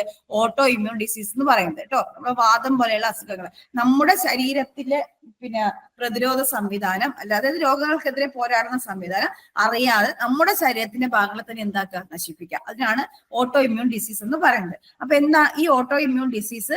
പിന്നെ ചിലപ്പോൾ എന്തിനാ നശിപ്പിക്കൂ? നമ്മുടെ ആക്സോണിന്റെ കവറിംഗ് ആയിട്ടുള്ള മൈലിൻ ഷീറ്റിനെ നശിപ്പിക്കുക. അപ്പൊ വരുന്ന അസുഖമാണ് എന്ന് പറയുന്നത് മൾട്ടിപ്പിൾ സ്ക്ലിറോസിസ് എന്ന് പറയുന്നത്. അടുത്ത എന്താണ്? Epilepsy. A neurological disorder characterised by recurrent seizures and abnormal electrical activity in the brain. നമുക്കറിയാം, പ്രത്യേകം ശ്രദ്ധിക്കേണ്ട കാര്യം, നമ്മുടെ ന്യൂറോൺസിൽ കമ്മ്യൂണിക്കേഷൻ നടക്കുന്നത്, അല്ലെങ്കിൽ ഒരു ന്യൂറോണിൽ നിന്നും തൊട്ടടുത്ത ന്യൂറോണിലേക്ക് ഇൻഫോർമേഷൻസ് ട്രാൻസ്ഫോം ചെയ്ത് ഇലക്ട്രോ കെമിക്കലി ആണ്. പ്രീവിയസ് ക്വസ്റ്റൻ ആണ് കേട്ടോ. ഇലക്ട്രിക്കൽ നിന്നും മെക്കാനിക്കൽ നിന്നൊക്കെ ചിലപ്പോൾ കൊണ്ടിട്ടുണ്ടാവും. ശരിക്കും കറക്റ്റ് ആയിട്ട് എങ്ങനെയാണ്? ഇലക്ട്രോ കെമിക്കലി ആണ് കേട്ടോ. ന്യൂറോൺസിൽ ട്രാൻസ്മിഷൻ നടക്കുന്നത്, സിഗ്നൽസിന്റെ ട്രാൻസ്മിഷൻ നടക്കുന്നത് ഇലക്ട്രോ കെമിക്കലി ആണ്. ഇനിയിപ്പോ ഇലക്ട്രോ കെമിക്കലി ഇല്ലാതെ ഇലക്ട്രിക്കൽ മാത്രമേ ഉള്ളൂ. മറ്റൊന്ന് മാച്ച് അല്ലെങ്കിൽ ഏതാണ് ആൻസർ വരിക? ഇലക്ട്രിക്കൽ ആണ് മാച്ച് ആൻസർ വരിക കേട്ടോ. അപ്പൊ ശ്രദ്ധിച്ചാൽ മതി. ഇലക്ട്രോ കെമിക്കലി ആണ് ശരിക്കുള്ള ആൻസർ എന്ന് പറയുന്നത്. അപ്പോൾ ന്യൂറോൺസിൽ ട്രാൻസ്മിഷൻ നടക്കുന്നത് ഇലക്ട്രോ കെമിക്കലി ആണ്. അപ്പൊ ഈ ഡിസോർഡർ എന്ന് പറഞ്ഞാല് നമ്മുടെ ബ്രെയിനിലേക്ക് അല്ലെങ്കിൽ പിന്നെ എന്താ ബ്രെയിനിലേക്ക് ഈ ട്രാൻസ്മിഷന്റെ ഇലക്ട്രിക്കൽ സിഗ്നൽസ് എങ്ങനെ വരിക? തുടർച്ചയായിട്ട് വരും, പക്ഷെ ഓർഡർ ഇല്ലാതെ, ഒരു ഓർഡർ ഇല്ലാതെ പിന്നെ ഇലക്ട്രിക്കൽ സിഗ്നൽസ് വന്നും പോയി കൊണ്ടിരിക്കുക, തുടർച്ചയായിട്ട് വന്നും പോയി കൊണ്ടിരിക്കുക. അതായത് കറക്റ്റ് ഓർഡറിലല്ലാതെ ഇലക്ട്രിക്കൽ സിഗ്നൽസ് ബ്രെയിനിലേക്ക് വന്നും പോയി കൊണ്ടിരിക്കുന്നതാണ് എന്തിന് കാരണമായിട്ട് പറയുന്നത്? എപ്പിലെപ്സി അല്ലെങ്കിൽ അപസ്മാരത്തിന് കാരണമായിട്ട് വരുന്നത്. അപ്പൊ അപസ്മാരമൊക്കെ പിന്നെ നമ്മൾ എല്ലാവരും മിക്കവാറും എല്ലാവരും അതിന്റെ ഒരു സിംറ്റംസും കാര്യങ്ങളൊക്കെ കണ്ടിട്ടുണ്ടാവും അല്ലെ? എന്താണ്? വളരെ സ്റ്റിഫായിട്ട് ശരീരം മാറുക, അല്ലെ ഒരു എന്താ പറയുക, ഒരു വണ്ടി പോലെ പോവുക ആള് അല്ലെ, പിന്നെ ബോധം പോവുക, ഇങ്ങനത്തെ കാര്യങ്ങളൊക്കെയാണ് അല്ലെ. വായിന്ന് എന്താണ് നുരയും പരത്തൊക്കെ വരുന്നുണ്ടാവും അല്ലെ. അപ്പൊ ഇതൊക്കെയാണ് ഇതിന്റെ ലക്ഷണമായിട്ട് നമ്മൾ കാണുന്നത്, അപസ്മാരത്തിന്റെ ലക്ഷണമായിട്ട് കാണുന്നത്. അപ്പൊ റീസൺ ചോദിച്ചു കഴിഞ്ഞാൽ എന്താണ്? അബ്നോർമൽ ആയിട്ട് അല്ലെങ്കിൽ എന്താണ് recurrent seizures and abnormal electrical activity in the brain. ഇത് റീകറന്റ് സീസേഴ്സ് എന്നൊക്കെ പറഞ്ഞത് എന്താന്ന് വെച്ചാല് നമ്മുടെ തലച്ചോറിലേക്ക് ഇലക്ട്രിക്കൽ സിഗ്നൽസ് തുടർച്ചയായിട്ട് വരിക, പക്ഷെ ഓർഡർ ഇല്ലാതെ, അളവ് എന്താണ്? അൺകൺട്രോൾഡ് ആയിട്ട് വരിക. അപ്പൊ അതാണ് എന്ന് പറയുന്നത് എപ്പിലെപ്സിക്ക് കാരണമായിട്ട് പറയുന്നത്. നെക്സ്റ്റ് എന്താണ്? സ്ട്രോക്ക് ആണ് അല്ലെ. സ്ട്രോക്ക് അറിയാലോ എന്താണ്? പിന്നെ a sudden interruption of blood flow to the brain leading to neurological deficit. എന്താണ്? തലച്ചോറിലേക്കുള്ള രക്തപ്രവാഹം നിന്ന് പോകുന്നതാണ് സ്ട്രോക്കിംഗ് കൊണ്ട് ഉദ്ദേശിക്കുന്നത് കേട്ടോ. സ്ട്രോക്ക് കൊണ്ട് ഉദ്ദേശിക്കുന്നത് എന്താണ്? പെട്ടെന്ന് തലച്ചോറിലേക്കുള്ള രക്തപ്രവാഹം നിന്ന് പോകുന്നതാണ്, സ്റ്റോപ്പായി പോകുന്നതാണ് സ്ട്രോക്ക് കൊണ്ട് ഉദ്ദേശിക്കുന്നത്. അപ്പം സ്ട്രോക്കിന് കാരണമായിട്ട് നമുക്ക് എന്തൊക്കെ പറയാം? ഒന്ന് സെറിബ്രൽ ഹെമറേജ്, അതുപോലെ പിന്നെന്താണ് സെറിബ്രൽ ഹെമറേജ് ആണ് പിന്നെ കൂടുതലായിട്ടുള്ളത്. എന്താണ്? രക്തക്കുഴലിൽ പൊട്ടിപ്പോവുക, അതുപോലെ തന്നെ എന്താവുക? രക്തക്കുഴലില് തടസ്സം വരിക അല്ലെ. ഇത് രണ്ട് കാര്യങ്ങളാണ് മെയിൻ ആയിട്ട് എന്തിന് കാരണമായിട്ട് പറയുന്നത്? സ്ട്രോക്കിന് കാരണമായിട്ട് പറയുന്നത്. സ്ട്രോക്കിന്റെ ഫലമായിട്ട് എന്ത് വരും? പരാലിസിസ് വരും. ശരീരത്തിന്റെ ഒരു ഭാഗം എന്തായി പോവുക? തളർന്നു പോകുന്ന അവസ്ഥക്കാണ് നമ്മൾ എന്ത് പറയുക? പരാലിസിസ് എന്നൊക്കെ പറയുന്നത്. അപ്പൊ ഈ പരാലിസിസിനൊക്കെ കാരണം എന്താണ്? സ്ട്രോക്കാണ്. അതായത് സ്ട്രോക്കിന് കാരണം എന്താണ്? തലച്ചോറിലേക്കുള്ള രക്തപ്രവാഹം പെട്ടെന്ന് നിന്ന് പോകുന്നതാണ് എന്തൊരു കാരണമായിട്ട് പറയുന്നത്? സ്ട്രോക്കിന് കാരണമായിട്ട് പറയുന്നത് അല്ലെ. അപ്പൊ ഇത്രയാണ് മെയിൻ ആയിട്ട് നമുക്ക് നെർവസ് സിസ്റ്റം ഡിസോർഡേഴ്സ് ആയിട്ട് പറയുന്നത്. അപ്പൊ ഏതൊക്കെയാണത്? ഒന്നാമത്തെ അൽഷിമേഴ്സ് ആണ്, പ്രത്യേകം ശ്രദ്ധിക്കുക. A progressive neurodegenerative disorder leading to memory loss and cognitive decline. ഇപ്പൊ എന്താണ്? ഓർമ്മയും അതുപോലെ മനസ്സിലാക്കാനുള്ള കഴിവൊക്കെ നഷ്ടപ്പെടുക. അതിന് കാരണം ചോദിച്ചാല് പ്രോട്ടീൻ, തലച്ചോറിൽ പ്രത്യേക പ്രോട്ടീൻ ബിൽഡപ്പ് ആയിട്ട് ന്യൂറോൺസിന് എന്താണ്. നെക്സ്റ്റ് എന്താണ്? പാർക്കിൻസൺസ് ആണ് അല്ലെ. A movement disorder. എന്താണ്? നമുക്ക് ചലിക്കാനുള്ള കഴിവ് നഷ്ടപ്പെടുന്ന അവസ്ഥയാണ്. A movement disorder characterised by tremors, stiffness and impaired motor control. അപ്പൊ അതിന്റെ മെയിൻ കാരണമായിട്ട് പറയുന്നത് എന്താണ്? ഡോപ്പമൈന്റെ ഉത്പാദനം നിന്നു പോകുന്നതാണ് അല്ലെ. ന്യൂറോ ട്രാൻസ്മിറ്റർ ആയിട്ടുള്ള ഡോപ്പമൈന്റെ ഉത്പാദനം നിന്നു പോകുന്നത്. പിന്നെ മൾട്ടിപ്പിൾ സ്ക്ലിറോസിസ് ചെയ്തൊരു ഓട്ടോ ഇമ്മ്യൂൺ ഡിസീസ് ആണ്. എന്താണ്? നമ്മുടെ പ്രതിരോധ സംവിധാനം നമ്മുടെ ശരീരത്തിനെ നശിപ്പിക്കുന്നതിനാണ് ഓട്ടോ ഇമ്മ്യൂൺ ഡിസീസ് എന്ന് പറയുന്നത്. അത് എന്തിനാ നശിപ്പിക്കുകയാണ്? ഇവിടെ മയലിൻ ഷീറ്റിനെ, അതായത് ആക്സോണിന്റെ കവറിംഗ് ആയിട്ടുള്ള മയലിൻ ഷീറ്റിനെ നശിപ്പിക്കുക. എപ്പിലെപ്സി അല്ലെ. എപ്പിലെപ്സി എന്ന് വെച്ചാൽ അപസ്മാരാണ്. തലച്ചോറിലേക്ക് തുടർച്ചയായിട്ട് അൺകൺട്രോൾഡ് ആയിട്ടുള്ള ഇലക്ട്രിക്കൽ സിഗ്നൽസ് വന്നു പോകുന്നതാണ് നമ്മുടെ അപസ്മാരത്തിന് കാരണം. പിന്നെ സ്ട്രോക്ക് എന്ന് വെച്ചാൽ തലച്ചോറിലേക്കുള്ള രക്തപ്രവാഹം പെട്ടെന്ന് നിന്ന് പോകുന്നതിനാണ് സ്ട്രോക്ക് എന്ന് പറയുന്നത്. സ്ട്രോക്കിന്റെ ഫലമായിട്ട് നമുക്ക് എന്ത് വരും? പരാലിസിസ് അല്ലെ, ഒരു ഭാഗം തളർന്നു പോകുന്ന അവസ്ഥ സംഭവിക്കും. ഇനി നമുക്ക് രണ്ട് ക്വസ്റ്റ്യൻസ് നോക്കാം. The junction between two neuron is called dendron, axon, synapse, soma. അതായത് രണ്ട് ന്യൂറോണുകൾക്കിടയിലുള്ള ജംഗ്ഷൻ പറയുന്ന പേരാണ് എന്ത്? സിനാപ്സ്. ഓൾറെഡി നമ്മൾ ക്ലാസ്സിൽ പറഞ്ഞതാണ്. നെക്സ്റ്റ് എന്താണ്? Which of the following is an example of neurotransmitter? താഴെ കൊടുത്തിരിക്കുന്നതിൽ ന്യൂറോ ട്രാൻസ്മിറ്ററിന് ഉദാഹരണം: myelin, dopamine, CSF cerebrospinal fluid, histamine. ഏതാണ്? ഡോപ്പമൈൻ ആണ് എന്തിന് എക്സാമ്പിൾ ആയിട്ട് പറയുന്നത്? ന്യൂറോ ട്രാൻസ്മിറ്ററിന് എക്സാമ്പിൾ ആയിട്ട് പറയുന്നത്. ഇത്രയും കാര്യങ്ങളാണ് നമ്മൾ മെയിൻ ആയിട്ടും എന്താ പറയാ നെർവസ് സിസ്റ്റത്തെ പറ്റി പഠിക്കുന്നത്. ക്ലിയർ ആയിട്ടുണ്ടാകുമെന്ന് വിചാരിക്കുന്നു. വീണ്ടും കാണാം. Thank you.